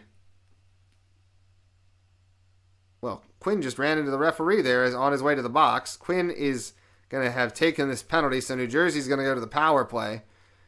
What is it here? Quinn kind of arm bars the New Jersey player. Kind of arm bars Brought there. It's not really a stick penalty. You could call it type of interference, but yeah. Yeah, no, I agree, right? Samuelson coming out this year shows that development, especially with defensemen, is not a straight line. When they put it all together, it can be pretty special. Forwards tend to follow a pretty set development path, as do, but goaltenders and defensemen, you never really know how the development's going to go. Yeah, Quinn basically is here as a finisher, but he's a really frustrating player in a lot of respects. He is very dependent on who he plays with, and he can't generate a whole heck of a lot by himself. And so he's the type of guy who would actually be a pretty good role player on some teams, but on the Sabres, where you need a bit more out of each one of your guys, it's not the best fit, I think. But again, you got to hope he can turn it around too. He's been productive the last couple games, and maybe he can turn that into a good run of form. But your criticism about his game are valid for sure, Remy. So that is something to note. Devils have not done very much in this power play. They've passed the puck around the zone a lot, but they haven't generated anything in terms of shots or looks or chances. They are able to smack one through, but it was not a very grade A chance as Lyon covers it up. I don't even know if they're going to end up counting it as a shot. 52 seconds to go on this power play for New Jersey. Just a lot of passing on that one. Just for New Jersey. They're not in a big hurry, it seems, to dictate or generate anything. They're pretty content with the way things are going now. But you'd like to see them, if you're a New Jersey fan, kind of put the hammer down and put the hurt on Buffalo because that would mean that killer instinct is there. If you're the Sabres and you can kill this off, you try to take that momentum and parlay it into a late period goal, which could flip the momentum of this game and get you back into it. Puck is cleared down and out of the zone, so New Jersey's going to reset here. 44 seconds to go on the power play. Sabres are able to generate a turnover, which forces New Jersey to bring it out even more slowly, and they're going to hit the red line with 33 seconds to go on the man advantage. They're able to work it back to the point, and now there is a whistle, and it looks like it's going to be another penalty.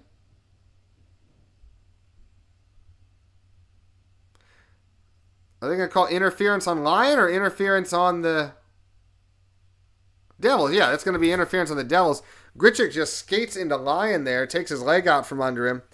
And so it's going to be 4-on-4. The penalty's killed off, and the Sabres are going to get about a minute 30 on the power play after they handle this 4-on-4 situation. Sabres have not been great 4-on-4 this year. The more guys you remove from the ice, the more the Sabres lack. Well, they don't really, no, they kind of do lack speed. The more their lack of speed and open ice talent gets exposed. So you got to hope they can get through this 4-on-4 situation unscathed. If they do, they'll have a nice power play for a minute 30. So hopefully they can make something happen there. Draw is won by the Sabres. Dahlin is able to work it into the half wall where it is tied up. You don't mind a tie up in this situation. Samuelsson and Ostlund are there trying to work the puck free. Puck is worked free to Dahlin. Dahlin has it backhand right now, not able to generate anything forward in the zone, but is able to keep it in the zone. And then the puck goes out and all the way across the zone where New Jersey's going to take advantage of it. Here in with some speed, but Samuelsson does a great job of handling the play. And that's going to lead to the Sabres working it up ice. But there's an injury back behind the play. Cotter got stripped of the puck by Samuelsson. Cotter was trying to get towards the net. Samuelsson didn't let him. Stripped him of the puck. And then Cotter lost an edge and went into the boards. He's fine. Well, he may have some degree of injury or concussion, but just lost an edge as Samuelsson tried to play the puck. And he didn't land very cleanly into the boards there. Landed right with his arm and shoulder and elbow. Did Cotter. Hopefully he's okay. The unfortunate thing for the Sabres there is it stopped the flow of play. Sabres were bringing it into the zone with some speed. And they looked like they were going to have a pretty solid opportunity to generate a chance on that rush. But they obviously blew it dead back behind the play. 1:25 on the power play when we get back to it here. 4:12 to go in the period. The Sabres are unhappy because they have put this face-off outside of the New Jersey zone, which I think is a terrible decision because the Sabres were clearly going to break it into the zone and they blew it dead with them having crossed the blue line. But they bring the face-off back out of the zone. And the Sabres will bring it into the zone now after winning the draw. Benton makes a man miss, goes towards the net, and then makes a pass back. He really needs to take that chance as the point. And so the Sabres are going to set up now. Now there's a chance in close from Zucker. Save was made by Allen. Dahlin has it now at the point. He looks, he shoots. Rebound chance in front, swept away by the Devils. The Devils' defense and forwards have done a great job of cycling that puck away. Actually, the Devils were there on a 2-on-1, but they were offsides. Really, I mean, Allen's been giving up the rebounds, but the Devils are always right on top of those loose pucks, sweeping them away. That's really been the difference in this one. The Sabres have not been able to generate enough guys in front of the net to generate chances. I don't think I've ever seen them shoot on a backhand, actually. I mean, I can't remember seeing them shoot on a backhand opportunity this year. Pretty much everything, they have to wait till it gets forehand. Again, just the Sabres don't lack in terms of their predictability. They're one of the most predictable teams in what they're going to do. I don't think they're a very tough team to play against because of that predictability. You know, you talk about being tough to play against as being physical, as being hard on the forecheck, as being somewhat structured. Another thing of unpredictability is you have to be able to do a variety of different things in order to match up or play to your opponent's weaknesses. The Sabres have essentially one or two styles of play, and they tend to follow it very rigidly. McLeod brings it in here, tries to bring it around the net. 4 seconds to go on the power play. He's able to kick it forward here. And then he's doing a good job skating it around, but he essentially killed off what was remaining there of the power play. So the Devils are content. They keep it outside. Don't generate a whole heck of a lot. Sabres still have a good zone possession, though, even though the penalty has expired. Byram takes the handoff from the point, brings it to the circle, and then they throw it back to the point. Shot comes in, goes wide of the goal, and then Tuck with a quick opportunity, but he wasn't able to find the puck, lost the puck, and the Devils bring it up ice. Power throws it back down low, and that's going to be played forward by New Jersey. 2:10 to go here in the second period as the Devils bring it in. Sabres get on the puck there. 2 minutes to play in this period, and then they lose the puck at center ice yet again. That's really been where the disconnect has been. They've done a good job of generating takeaways at center ice. They've done a good job of getting puck possession from center ice, but they haven't done a great job of generating their own opportunities through center ice. Dahlin from his own end is able to get it up to Quinn. Quinn gets it forward there to Benson. Benson to Dahlin, who loses the puck. Now Samuelson going to take control. Throws it to Dahlin. Dahlin throws it down ice. Thompson skates in. Play is followed up by Malenstein. The lines are kind of mixed right now. Trying to get everything back in order, I would imagine. Samuelson plays it up to Beck Malenstein. Malenstein throws a shot on goal. The rebound is loose but controlled. Krebs out there now. He gets sticked away. There's always seems to be two Devils when there's one Sabre. In almost every situation, the Devils seem to have reinforcements. It's almost like at times they're playing with an extra man. 46.6 to go in the second period. Devils in front 2-0. They head to commercial.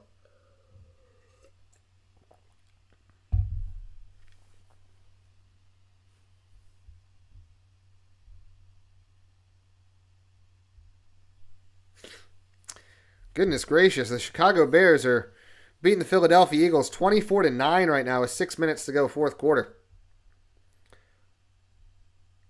Bears might be for real, folks. I think it's more so the Eagles are just falling off. But we'll see next week. We'll see next week. In any case here, around the division, the Canadiens are still on top of the Golden Knights, 2-0.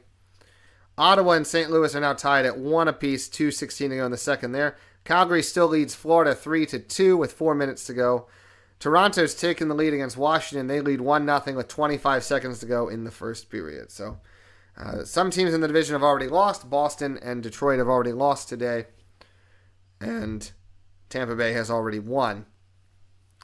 So there's some close games. There's some games that teams in our division are winning. But right now, the focus has to be the Sabres finding a way, a path, somehow, back into this game against the New Jersey team that seems to have things, despite being outshot, fairly well under control. The way the Devils support each other at all areas of the ice, the way they always have a second man somewhere, the way they're always able to reinforce, almost from any position, that almost makes me feel like we're just playing into their hands most of the time. Like they know exactly what we're going to do, and they're just there for it. It's really impressive when you watch New Jersey just how much, even when they're being outshot or outplayed, just they seem like they have control. I mean, right now, they're being outshot 25-15. The Sabres have dictated more flow of play, but does it really feel like the Sabres have control of this game? I would say no. Obviously, the scoreboard helps with that feeling, but they're just able to irritate you enough. It's a very tough team to play against, New Jersey. Even when things are going well and you're generating chances, they're not always the highest quality chances. 21 seconds to go here. New Jersey has it in the Buffalo zone. Now they walk it. They have a good opportunity in front. Puck goes wide of the goal. That was a really good opportunity. And they blow that one dead. 12.9 to go. Faceoff's going to come out of the zone. That's what you mean, though. Right? Like, oh, he had it. Yeah, so a really good opportunity there for Hughes. And I don't know if Lyon was able to recover and get a piece of it or if Hughes just missed. They're saying that he just missed because the shots have stayed 25-15. But Hughes had basically an open net. Lyon was trying to flash across. A really nice pass there by New Jersey to try to get that third goal, and they almost had it. 8 seconds to go in the period. Puck remains in the Buffalo zone. 4 seconds, and now the Sabres take control, but McLeod is just going to hold it, and we head to the second intermission. New Jersey in front 2-0. Shots 25-16 in favor of Buffalo. But Allen's been very good, and the Sabres, I would say, have not gotten enough net front pressure in order to turn this into goals.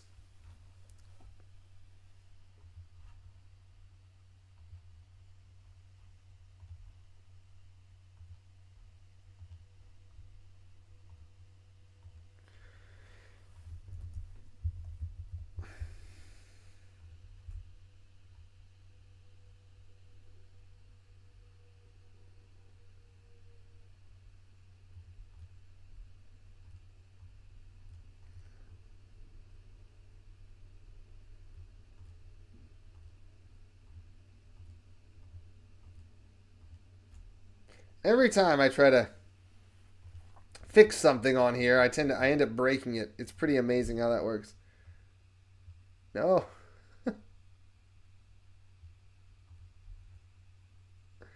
All right, it's good enough. It's not even, but it's good enough. All right. Sorry, every time I feel like I change information or I click on something on here, I just feel as if I mess it up positionally or something. So, apologies for that. Let's go find the stats for this one.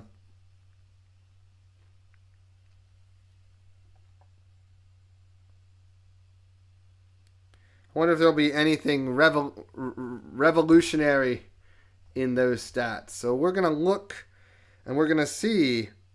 Shots are 25-17 in favor of Buffalo. Sabres are still winning in the face-off category. They have won 19 face-offs to the Devils' 17 face-offs. Power play, obviously, Sabres 0-2, Devils 0-1. Hits are, well, the Devils have regained control in the hit side. They have 15 hits to the Sabres' 13. Devils have 13 block shots, the Sabres 5.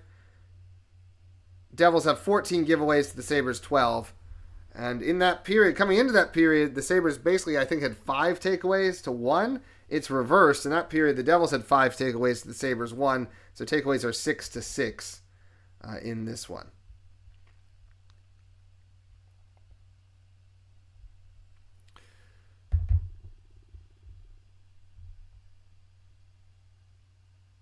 So it doesn't get much more challenging than this, coming back from a 2-goal deficit against one of the best teams in the conference. But that's going to be the Sabres' task in this third period. We'll be here again tomorrow. We'll be doing another live reaction stream tomorrow as the Sabres take on the Minnesota Wild in Minnesota in a back-to-back. The Sabres' first time going back-to-back, I believe, this year since the Toronto home and home. That was a situation. Also, the Wild will be going back-to-back in this one as well. They're at home against the Avalanche tonight. They're actually leading the Avalanche 2-1 in the third period right now, which would be this would break a 10-game winning streak for the Avalanche, and the Avalanche only have the 1 regulation loss on the year. The Wild have won 6 straight games. They're 8-1-1 in their last 10. So, that's a tough one for sure. And the impressive thing about the Wild is they just pulled off a 3-game road winning streak. They beat the Penguins 5-0, they beat the Jets 3-0, and then they had an overtime win against the Blackhawks. A lot of those wins on this winning streak have come in overtime. And it's basically been overtime or a shutout for them. Their last regulation loss was back on November 6th against the Carolina Hurricanes. They lost 4-3. So it's going to be a really tough game tomorrow.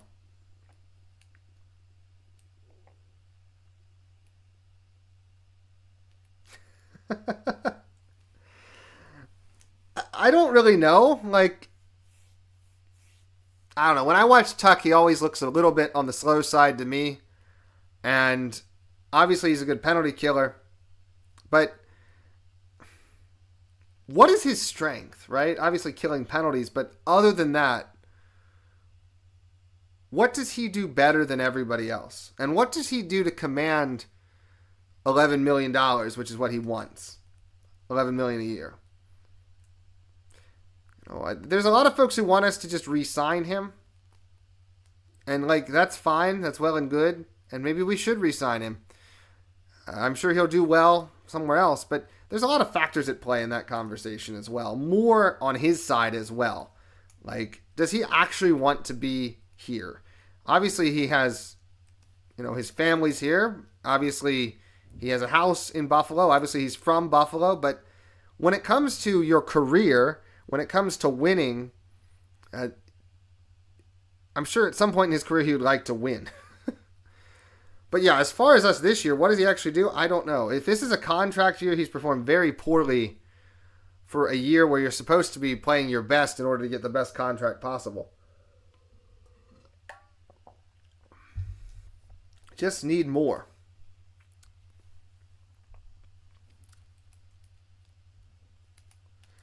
Benson doesn't have much of a shot, but when you're gifted opportunities, you just sometimes got to go for it. In a lot of respects, these guys just don't play with enough confidence. They don't play with the level of confidence they need to play, or when they are feeling well and things are going well, they play with a lot more confidence and they generally get better results, but they're not playing with enough confidence here. That's for sure.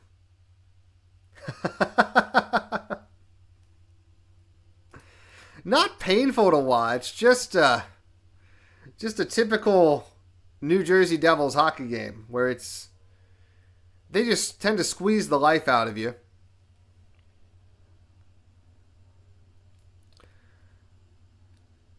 It's one of those where you're winning on the shot board, but you don't feel like you're going to score because not a lot of those shots are grade A opportunities.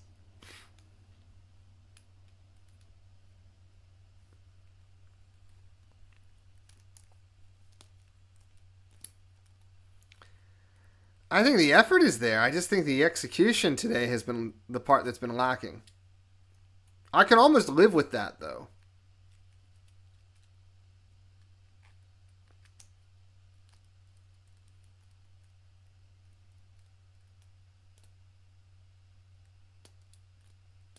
Yeah, that's true, right? Again, I commend the guys for the effort. The goals that the Devils have scored have been off of a turnover and off of just not very good offensive, just not very good defensive work. Like everyone's motor stopped for a second, and that was enough. But against a team like New Jersey, you can't stop even for that second. All the lines have more or less been functional. And you got to tip your hat to the goaltender. Allen's been very good. And they've been very good in front of him. A really good example of how to play good team defense and how to not have lapses.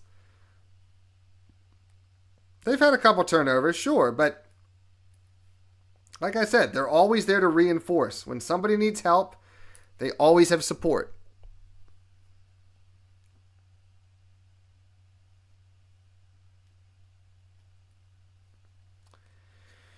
Yeah, well, they got young and they got skilled, and they lost their veteran folks, and now they're young and skilled, and they don't have a lot in the way of veteran leadership, so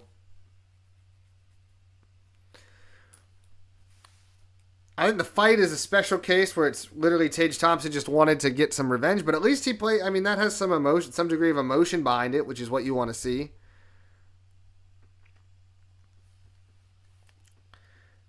You just want to see this team play with a bit of emotion, play with a bit of care. And I think they have that in this game tonight. I just think they're getting handled right now. It happens. They're still in striking distance. You're only 2 goals down. You get a goal in the first 10 minutes and you push on from there.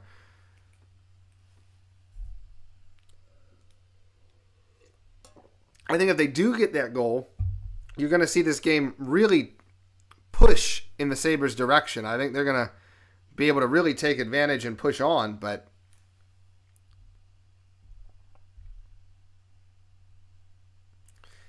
the good point to this game is it's been fairly well played, and God, the Sabres have 54 shot attempts in this one.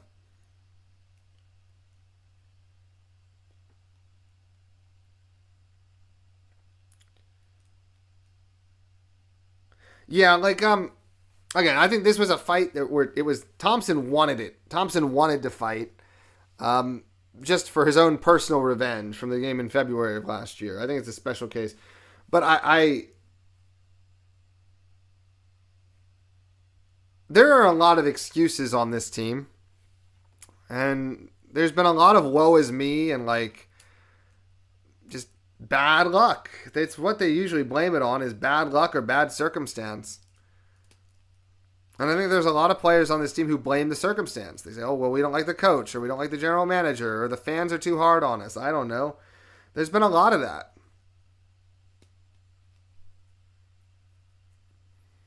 I mean, when I go back to what UPL was saying the other night after the Penguins game, how he didn't take responsibility for any of the goals. And, even if you don't believe you should be responsible for any of the goals, leadership is sometimes taking accountability when even you're not the one who is totally at fault. And for a goaltender who has given up a really soft goal after the team worked their butts off to tie the game to say something along the lines of, we need to play better as a team, which is not untrue, but to say that, that's just really bad. And I think he's not the only player on the team to think that way.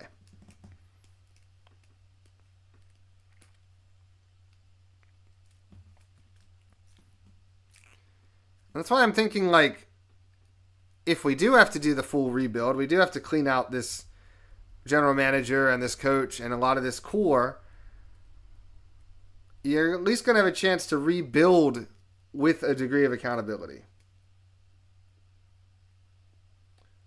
Oh, no, absolutely. Right? And let's be honest, right? Kevin Adams making the palm trees stuff gets a lot of riff and comments, but the palm trees comment is a lack of accountability. Don't make excuses. Yes, it's hard. Sure. This year, we get that, right? You're in New York, right? The taxes are a bit different than in Florida, right? Or a bit different than other places. But,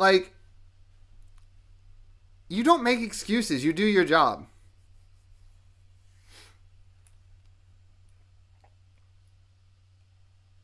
That's the long and short of it there. When your general manager's making excuses, everyone's going to make excuses.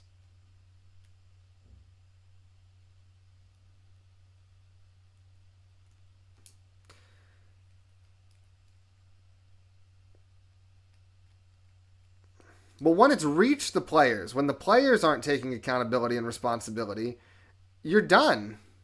Because you don't have the locker room. You've lost the locker room. And even if Ruff still has a degree of support in the locker room, that's great. But I don't think the players believe that this is a winning organization. And when you have that, you start to fracture. You start to say, well, there's nothing we can do. It's a lot like the losing culture the Detroit Lions had for so very long, right? But it doesn't mean that you don't take the shot and keep rebuilding, because eventually you get it right. If you take the right approach, you eventually get it right.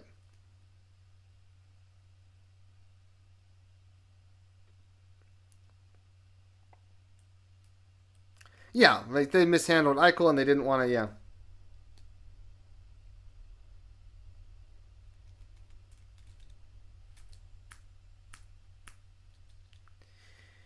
Yeah, well, I will say this, right? I think the majority of Sabres fans know that the front office is terrible.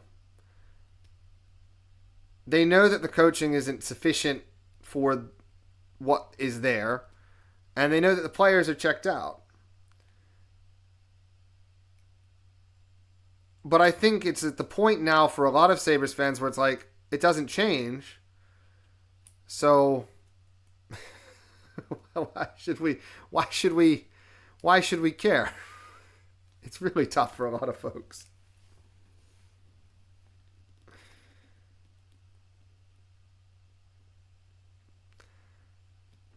But I understand why we don't want to rebuild if we think we're fairly close to ending the drought, but oh, I know. Oh my gosh. Well, there's a reason why guys, I said a long time ago, right?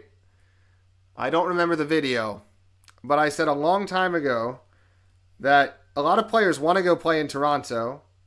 They grow up Leafs fans, or that's the team up there. And then once they get there and they get treated horribly by the fans, they're like, well, we don't really want to play there. I think a lot of their struggles is related to that. Now, as far as Sabres fans, like, the way that some of these guys get whipped on is quite tough. But there are players who are frustrating. I mean, when players don't perform, it's the easiest route to blame the player, right?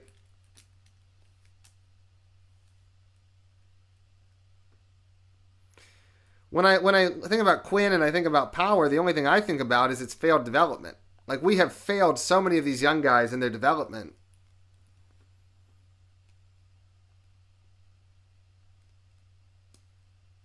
Yeah, that's the thing. Nobody's going to want to come here worth their salt unless they're right at the end of their career, basically.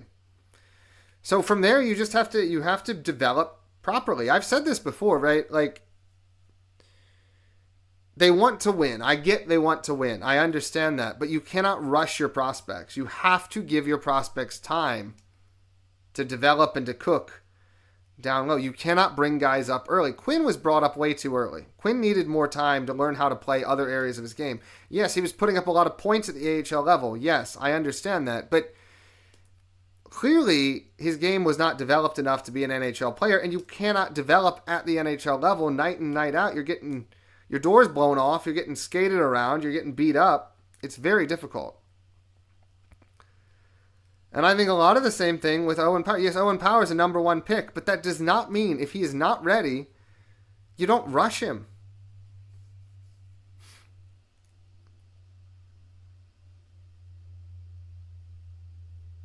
Yeah, I understand. You can't put guys like him on the Amerks, but you need to sometimes.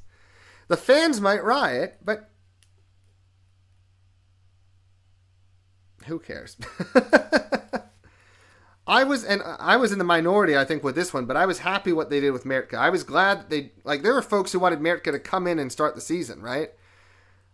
I'm very glad they sent Mertka out to Seattle. Give him a chance to be a leader and develop his leadership skills as a top player there for the Thunderbirds. That's great. And let him come in next year, and don't bring him into the NHL.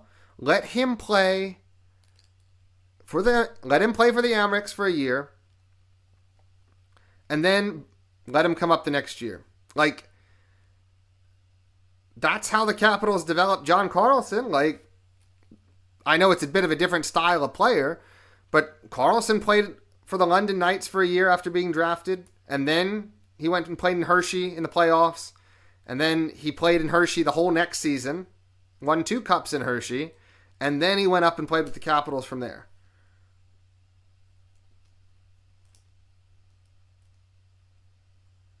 And yeah, the other thing the Sabres have done, they paid a lot of these guys too early. Because they brought them up early, they felt we have to pay them. And as soon as they see a little bit of success, they're like, oh my gosh, these players have arrived. They're great. No, they have to do it consistently for a while. And how do you judge consistency? You can judge consistency, how they are going to approach it night in and night out at the AHL level. So these guys just need more time. And hopefully this next generation, this next build, they're going to give these guys time. And yes, the product on the ice might continue to suck for a while. But you'll actually have something when they're all ready to come up.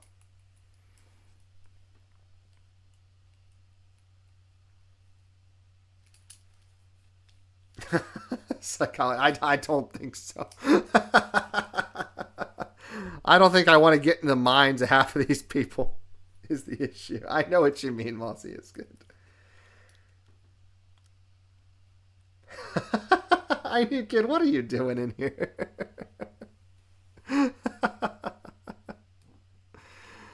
Ah, wow. So anyway, we're back to action here. 19:34 to go, third period. Puck down ice. And the Devils pick it up. They bring it to the circle. Drop it. Shot. Glove down by Lyon. 19:20 to go. We'll get a stoppage. So I think the thing with Adams, right?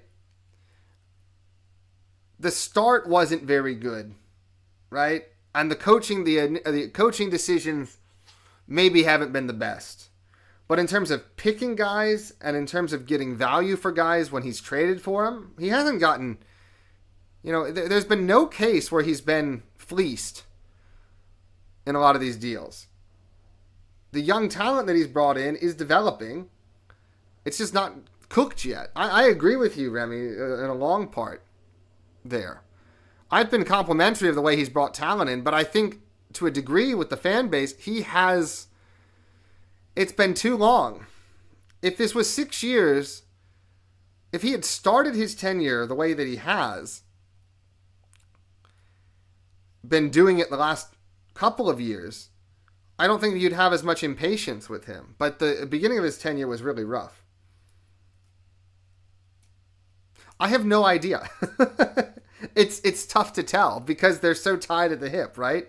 Pegula and KA are so tied at the hip, it's very difficult to figure who's the one rushing the prospects through. As the Devils get a shot here back to the point, and it's past Lyon, and that makes the game 3-0 in favor of the Devils here. I'm sorry, we were back to action for a while, but I think I was just trying to ignore it. I wanted to continue our discussion. Just too open on that one. Good shot, and yeah, just past the line. I don't know if it got deflected or not. Heavy shot by Dylan. It is not deflected. It's just past the line. Maybe that's one he should have had. Don't know what his vision on that was or not, but not one you want to give up there.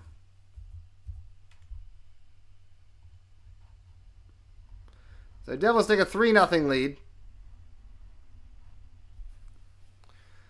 Puck goes down behind the net. Let's see if they can make it 4-0. They always do make it 4-0 as it comes back out front there.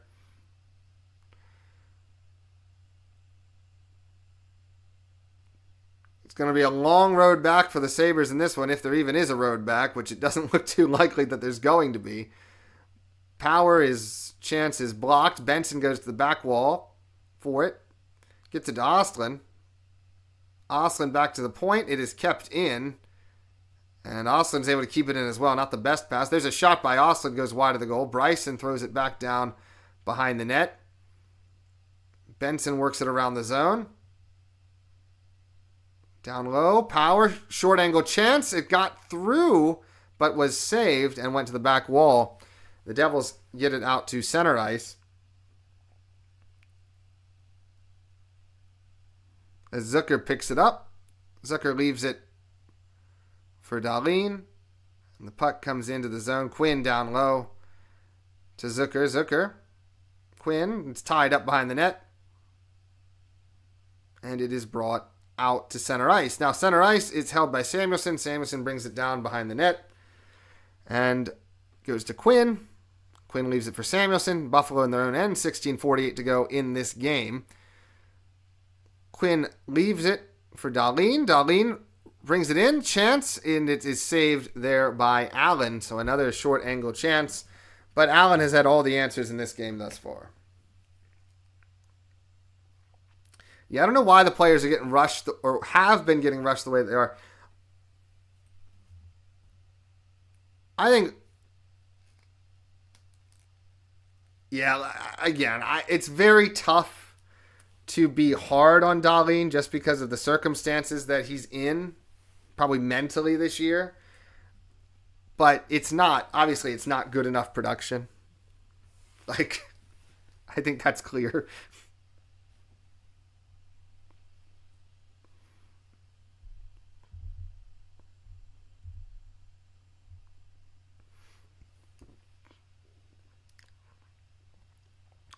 Oh, I think so. Chance comes in, shot is rebound goes wide. The goal. And they're going to take another shot from the point. It goes wide of the goal. Devils have this game pretty much under firm control here. That puck somehow did not get out of the zone. Devils are in. Sabres are really struggling right now to skate and stay with it. They are able to get control of the puck. There is Tuck. Tuck out to center. Thompson. Back. Chance. Backhand shot by Power. Didn't go through. Timmins. Shot there by Power. One-time opportunity. Rebound is saved. And then the rebound shot by Ostlund was also saved. That's outstanding work there by Allen. Shot in comes in again, and it is sent to the back wall. I don't know if it missed the net or if that was also stopped. And then Tucker's shot is saved by Allen. Now, a lot of these shots are from range, but it doesn't mean that Allen is not doing a great job of stopping these pucks. That was probably his save of the night there. On the second on the Ostlund shot, Thompson, I mean, they got bodies to the net. It's just stuff is not necessarily getting through. Yeah, look, I think what you're looking at here as the season continues to slip away is you're looking at Tuck is going to probably he's not going to re-sign. He'll probably get traded before the deadline, around the deadline. And then Thompson and Dahlin, I would imagine, will want to leave as well. Now, I believe Thompson is protected, and I believe Dahlin is on a no-trade clause. But obviously those things can be waived if he's willing to waive it. But the question is, are the Sabres willing to let him go? I mean, there's nobody, they don't have to let him go. Now, obviously, keeping him here might be not for the best. It depends what his impact in the locker room is. That now you have a captain. An unhappy captain would be kind of the worst thing, although I don't believe he should actually be the captain either, in Dahlin. But yeah, I think there's a real possibility all three of them are gone next year, and that we go full rebuild into this. But I will say, if that is the case, you got to go full bore into it.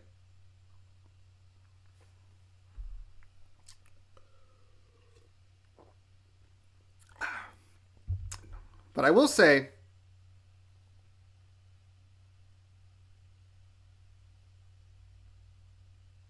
oh, I know, right? Yeah. Especially. But we will. They will get booed if they come back. Absolutely. I hope not, though. They shouldn't be. They've given us, they gave us their best for a while, and they've just kind of run out of patience with this build. Dahlin takes it away, gets a shot wide of the goal there. That was a good takeaway there by Dahlin. Quinn has the puck. Try to work it around. He throws it backhand down low behind the net. Dahlin tries to play it forward. Devils have control behind the net. Samuelson tries to pinch, and it's ending up leading to a breakaway here for the Devils. They score. I'm not entirely sure how that happened. There was a pinch by Samuelson. I'm not sure where the other defender was, but it is a breakaway goal for the New Jersey Devils. They make it 4-2. So Samuelson pinched. I mean, where was the rest of the team? Where was Dahlin? Just nobody knows what happened there. But at the end of the day, it's just a goal for the Devils who make it 4-0 and really put the dagger into this one, you have to say, at this point.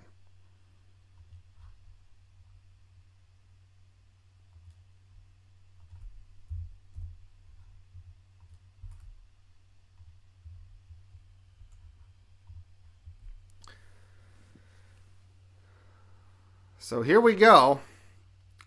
14:20 to go in the third. shots are 30-20 in favor of Buffalo, but on the scoreboard it is 4-0 in favor of New Jersey. At this point, just get on the plane and go to Minnesota. Like,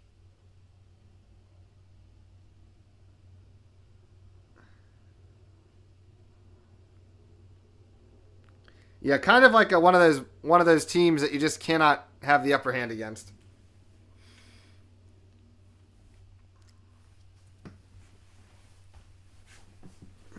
To be fair, though, River Rats were pretty good in the 90s there and the early 2000s. So they had some good years there. Some of their best years were late 90s, early 2000s there. I think they won a cup somewhere along in there. Did Albany.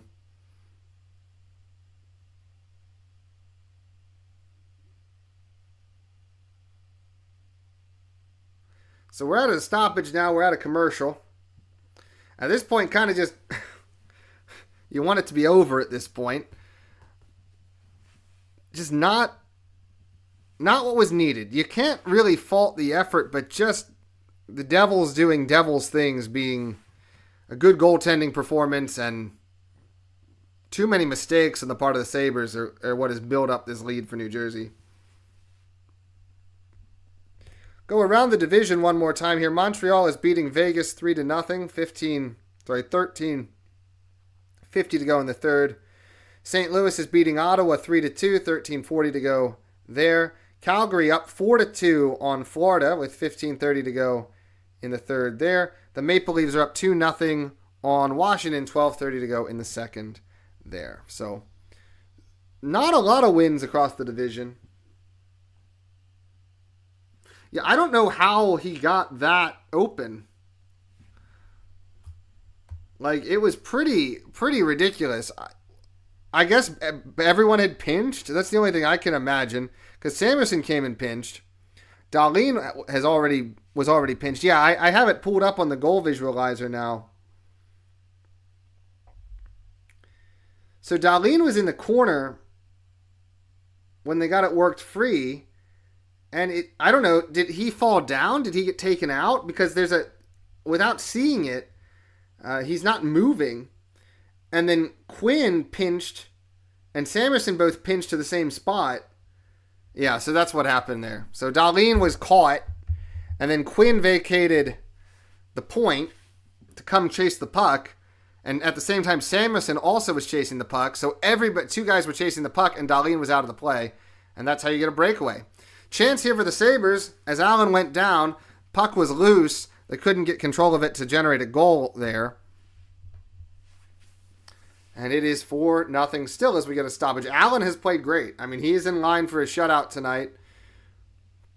But at the same time, he has given up rebounds. The Sabres have just not been able to get their sticks on him at all. It feels like every single time there are two Devils just camped out right there to help him out. This is a team that really understands and is responsible defensively.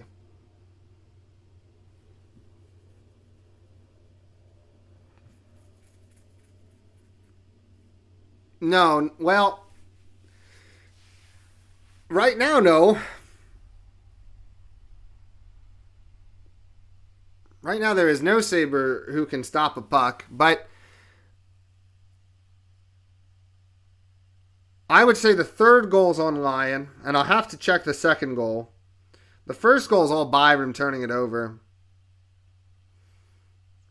Maybe you put two of these on Lyon. Maybe put two of these on the defense. Without having looked at it closely, that's kind of how I feel at the moment. The third goal, I think, definitely Lyon. He wasn't screened, and it wasn't deflected, so he may have been screened, but the angle I had, he didn't look very screened. Well, I guess Ellis will probably get the game tomorrow if they're going to keep this rotation thing going. It would be his turn next. At least I enjoy watching Ellis play, at least, because at least he's really good at tracking the puck for the most part. Oh, there's another rebound in front. Sabres, Joan gets two chances at it, and Allen stops them both. Just couldn't elevate it over his pads. There is some bad luck in this one. I mean, the effort, the skating is there, but too many defensive mistakes and just not being able to beat Allen. They had that early goal, which probably should have been a goal, that they blew the quick whistle on that was loose, went right through his pads. That could have changed the whole narrative of this game. But unfortunately, they blew it dead on the quick whistle. They reviewed it, and they said it's not a goal because they did lose sight of it there. That probably would have changed the whole complexion of this game. But after that, Allen settled in. He looked shaky early, I'll be honest. He looked like he was struggling to find the puck. He was giving up a lot of rebounds. But the Devils helped him, something we don't really do for our goaltenders. The Devils always have two guys there to clear the puck away. Schematically, systemically, in terms of knowing what their responsibilities are, this is a good hockey team. Obviously, their record shows it, but tonight I think has really... Like, when I watch this team, this is a team that they are always in position to support each other, and they always know where each other are. This is like, they are the anti-Sabres, in that they do all the little things right. Where sometimes the Sabres can do big things really well, they make some really impressive plays, but in terms of the little things, they're all over the place. There is an injury behind the play here. Oh, it's Samuelsson, and Samuelsson is bleeding very much from his nose, I believe, maybe... or his mouth. He got checked quite hard, and that, with the way the score is, that could lead to something here. I didn't entirely see what happened to Samuelsson. It was behind the play. I'm sure we get a replay on it, but he heads to the locker room, blood pouring from his face there. Oh, yeah, elbowed in the face. It wasn't like it was a high elbow, but the Devil comes in back to Samuelsson and then kind of leans up into him with the elbow. And so that's what caused the damage there. Oh, the more I see it, the more it was one of those, it was a cheeky elbow shot to Samuelsson. Don't love that. Don't love that at all.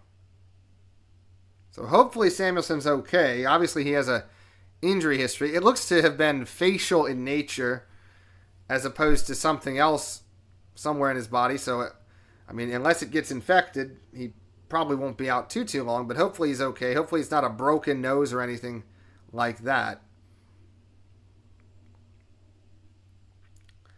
Couldn't get much worse. It might keep him out of the game tomorrow, though. Well, I know. They should have been all over him. That's the frustrating thing, is that they should have been all over him for that hit. Clean or not. Your guy's down there in the corner and nobody's trying to jump the guy? I mean...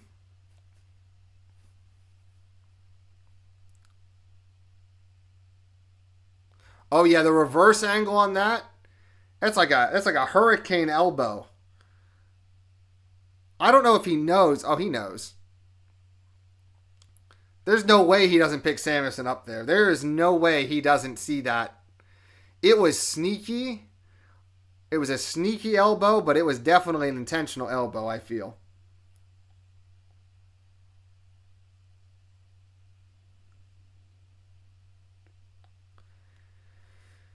Yeah, it goes to show that the fight has been kicked out of this team, which is another reason why a full rebuild would not necessarily be the worst thing, but it has to be full. And I hope that at some point Terry realizes that he needs a hockey guy in charge of the hockey operations. It shouldn't be him. Like, this is his pet project. This team is his pet project. He's destroying it.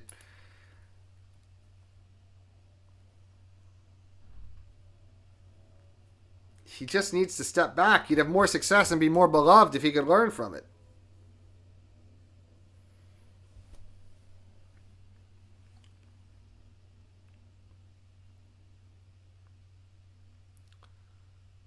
Puck is down low there. Byram going to take control. Byram up to Timmins. Timmins throws it down. Past the red line. It's tied up there, but the Devils get control of it right away. Throw it up ice. 11:07 to go in this game. Devils looking for more. Now they get caught, and maybe a chance coming here. One-on-one opportunity here. Benson, he waits for help and then throws the puck into the boards. What are you doing? Behind the net, Ostlund chance in front. It is stopped. Power going to wind up and then just thinks better of it. Leaves it for Bryson. Power from a sharper angle takes a shot. Rebound is covered and held by Allen. Benson, when you're in that opportunity and you make a move and you get some space, do not just throw the puck into oblivion. Like, take a shot at some point. I know you don't have the best shot. I know you're a passer first. But let's take some chances. There have been at least 3 points in this game where someone from the Sabres has had a pretty good opportunity to get a one-on-one chance, and they don't take it. They just give it to someone else. So again, that's not a team that's playing with confidence. Nobody wants an opportunity. Nobody wants it on their stick. That's not a great sign. 10:41 to go. It is emptying. KeyBank Center is already emptying. Who can blame anybody for leaving at this point? 10:30 to go. It has been a frustrating night for the Sabres. And I wouldn't be surprised if they lose their legs completely here in the last 10. Yeah, I know he's slow, but he has some stick skills. He can get by guys using the stick skills. And there was an opportunity where you would think he would want to take that chance, but apparently not. But certainly don't just throw it into the boards. Chance coming here for the Sabres. Shot from the point is blocked down. Puck is thrown down low. 9:48 to go in the game. We've reached over the halfway point in the third period. Puck is taken away by New Jersey, and they throw it up ice. Byram retrieves it in his own end. 9:35 to play here in the third period. Byram intercepted. How do you get that intercepted? I don't know. Devils bring it down into the zone. Dahlin up the boards and out. Malenstein down low. Greenway. Byram, they're able to keep it going. Greenway has it. Now the puck is free, now tied up again. Kind of the half wall there. As they now take it down below the red line, where it is tied up. 9 minutes to play in the third. A lot of checking going on. Puck is still there. Greenway tries to kick it, almost falls down, finds it again, gets it out to Dahlin. Dahlin shot, save made by Allen. Good work by Greenway. He battled there for about something like 40 seconds, and they were able to generate a chance out of it. But Allen has been, as he has been all night, up to the task. Head commercial, 8:48 to go here in the third. 4-0 the score in favor of the Devils. So this is an example of the Devils, right? This is a team that is not having their best night, and yet they're winning 4-0 because they support each other. They don't panic. They play solid, and they get good goaltending. And you can win games when you don't have your best night by doing that. Could you imagine the Sabres not having their best night and winning a game 4-0? Like, that is so far from the realm of what we can do that it's a little ridiculous even to talk about.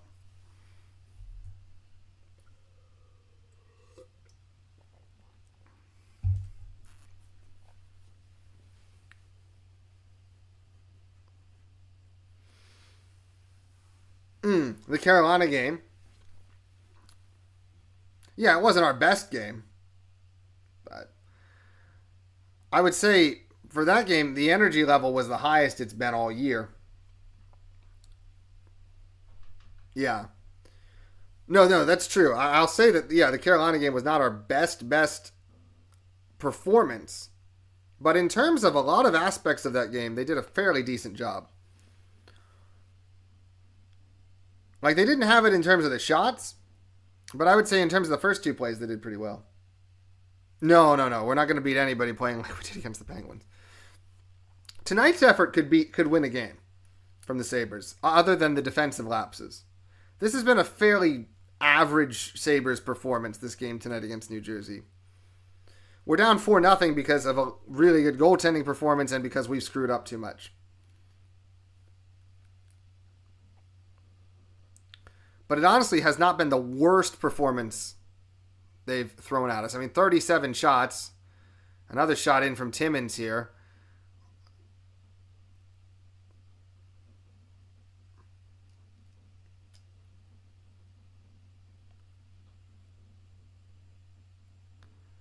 Thompson dumps it in from the red line, goes behind the net.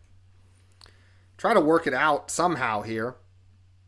And the Devils have a 2-on-1 just like that. Bring it into the zone, pass across, save made by Lyon. He wasn't sure he got it. It did get through him, but he was able to direct it enough that it went to the boards instead of in the net.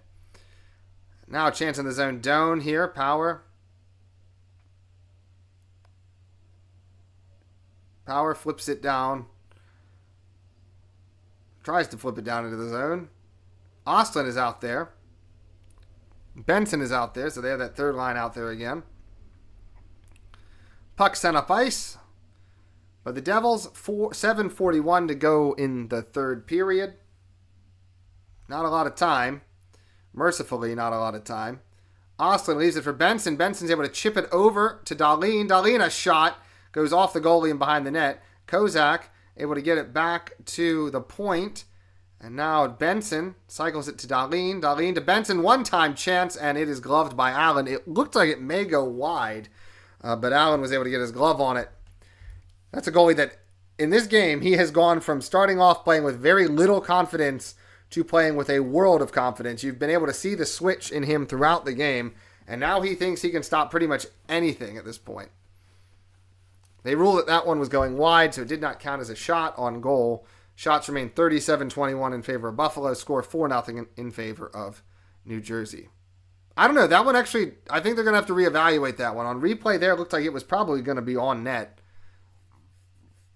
Not the biggest deal in the world, but maybe for Allen and his quest for a 40-save shutout, that does matter. Zucker behind the net, out front, Quinn, and loses the puck. Puck comes out to center ice. Dahlin picks it up. Sabres play it forward. Zucker. So this is the first game where we've really lost this year, though, where I can say, like, you're not totally walking out of this game unhappy with the performance. Yes, a loss is a loss, but they skated, they played hard, they didn't let their heads drop when they got down, they kept going at it. Shot from the point comes in, it is blocked by Zucker.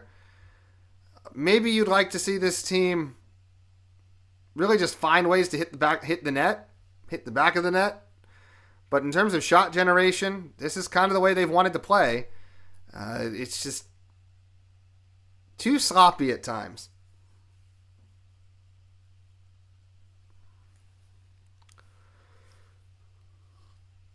The Devils execute on their chances, and the Sabres don't.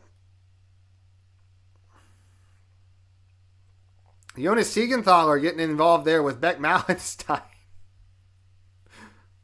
I don't think you want that, Siegenthaler. I really don't think you want that.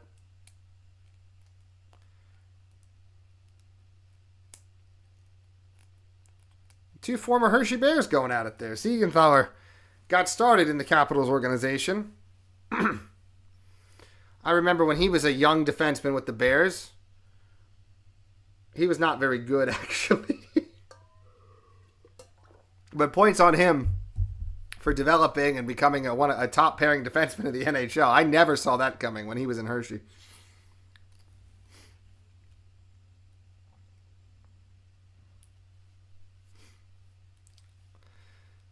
.6:07 to go third period. Devils bring it up and out. Palat. Shot comes in off Lyon. He didn't see it well, but he was able to get down and make the save. Another shot comes in, and that is held by Lyon. Siegenthaler took that chance.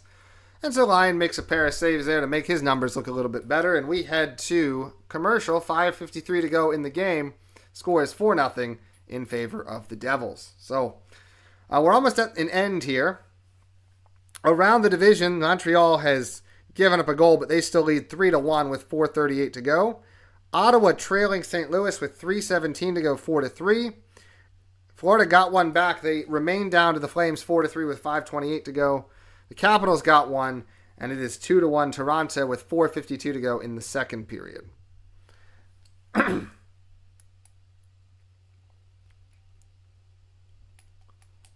Look, for the Sabres, this is a game where you say we played as well as we could play. We made some mistakes. We lost the game.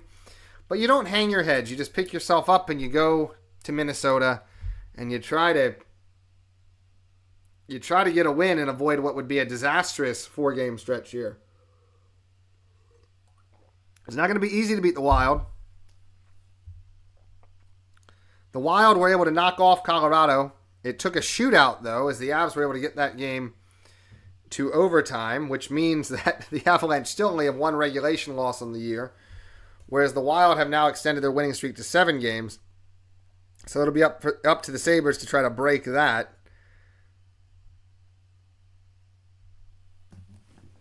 Tomorrow, which, I mean, I don't know what the odds of that are, but I would say they're probably not great. But hey, you never know. That's the type of game the Sabres would win for no reason.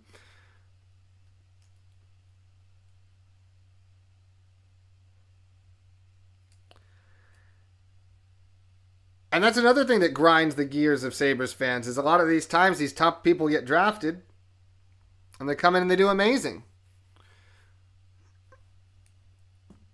But that doesn't mean that everyone is going to do that. And it doesn't mean you should force guys into those roles hoping that they will be that. You don't hope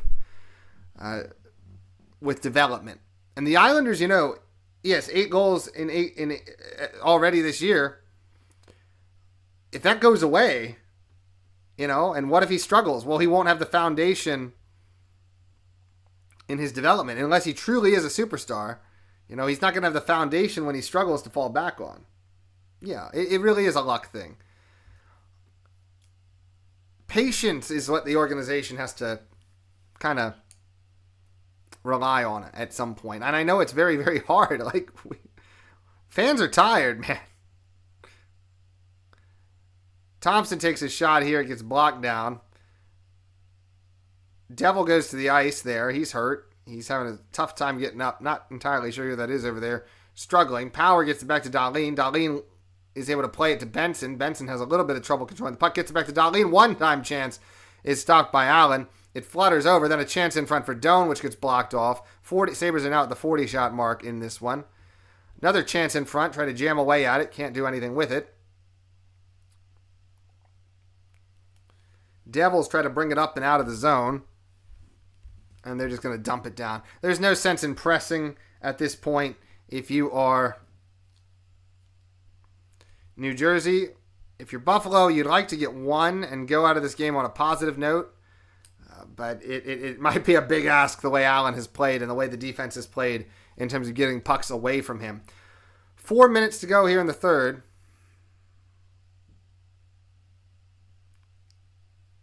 Ostlund is able to scrape it down low, where the Devils regain possession. 4 minutes to play in the period here in the game. Devils work it out, lose the puck at center ice. Kozak is able to get it ahead to Ostlund. Ostlund's able to push it down low, where Hamilton for the Devils is able to play it around and throw it up ice to Timmins. Timmins is able to stick it over to Bryson. Bryson makes a man miss and leaves it for Timmins, and then Timmins looking around and leaves it back to Bryson. They try to hit a pass towards the center. McLeod's able to sweep it in and down low.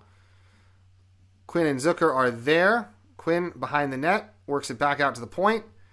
Timmins a shot, it gets blocked, and it's loose in front, and Allen is able to keep that out. Sabres were jamming away at it, but as usual, nobody can find a rebound. 2-on-1 chance here for the Devils. Back the other way, down low, they score. So further insult to injury as the Sabres get a chance, can't score, and then on the counterattack, the Devils get a 2-on-1, and they make it 5-0.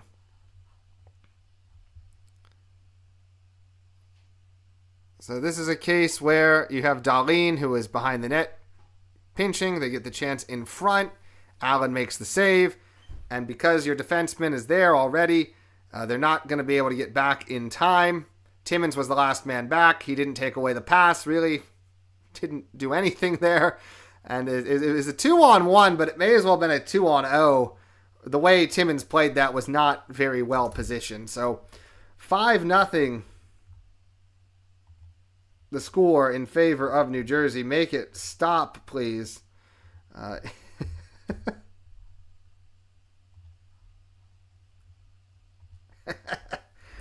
Same players for 10 to 15 years. Bryson's Greenway will be lifeless. I guess they really like it. I can't understand the Bryson thing. Krebs fell off a cliff with his development. Another one who they moved up too quickly. Bryson is the permanent 7th defenseman. I don't know why he has that on lockdown when you have a lot of other interesting players like Johnson or Jones, or I think Komarov had a really good preseason, so you could think about even bringing him up. You have a lot of guys you could try in that role, and they just don't do it. Bryson is really blocking a lot of guys, and now Metz is obviously serving as the 7th defenseman, who I think is also blocking guys because Metza is not a long-term option for this team. He's reached about as high as he can get. He's not a developmental prospect.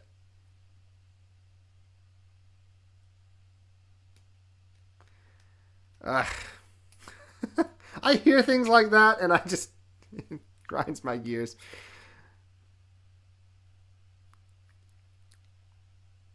I mean, I don't think they're interested in winning here. And I don't think the players are that interested in winning. They want to leave because they're not winning, but they're also not willing to do the things they need to do to win. And they're not willing to establish the culture and atmosphere they need to do to win. There's nobody who's teaching these guys how to win in this organization. And I guess the thought was you bring Lindy in, he'll teach these guys how to win. But the problem is his systems are so outdated that they can't win with the systems. So in order to win, you have to taste some success and realize that the right habits lead to victory. Otherwise, you're teaching the habits, but without the accountability of a system that is going to work. Shot comes in from the point, goes wide of the goal. I want to see these other guys up and playing on the defensive end, though. Greenway, they really like what Greenway brings to the room. I know that. And they like his penalty kill, but the penalty kill had been fine without him. Krebs, I don't know, they feel guilty because they're the reason he's a failed player. I don't know. There's a lot of reasons they keep these guys, I guess. But no, it's tiring. At times it feels like they're serious, and at times you realize they're not that serious, it seems like. Chance across here. New Jersey still generating chances, even though there's only 41 seconds left of the game. Let's see if they can get another one here. 35 seconds. New Jersey possesses the puck back in their own zone. 30 seconds to play. New Jersey works it out. They dump the puck down low. And 20 seconds to play in this one. As Austin takes it in his own end. And Sabres kind of you should just try to hold it at this point, honestly. Just let the misery end. Dahlin brings it down low. He takes a check. The Devils don't stop playing, though. They check Dahlin down. Quinn tries to throw a check. Dahlin is still down. Hopefully he's okay. They're not showing anything. The whistle blows. This is Jake Allen's first shutout this season, his 29th career shutout, and his second against Buffalo. The Devils take this one 5-0.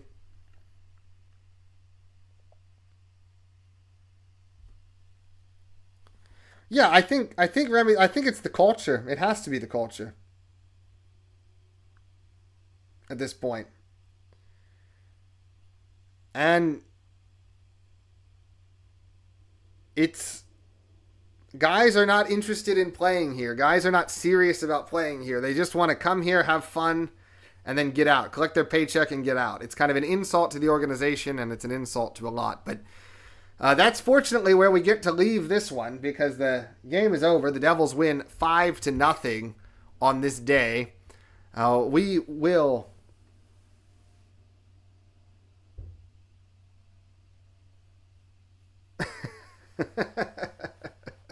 That's just because it's so rare to get good leadership on this team.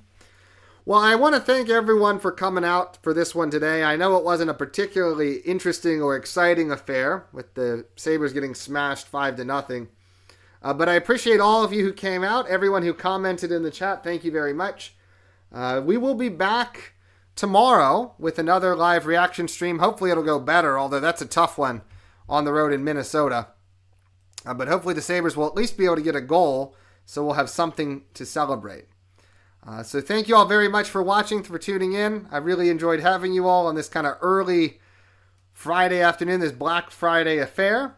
We'll see you all tomorrow against the Wild. So thank you. As always, go Sabres. Bye-bye.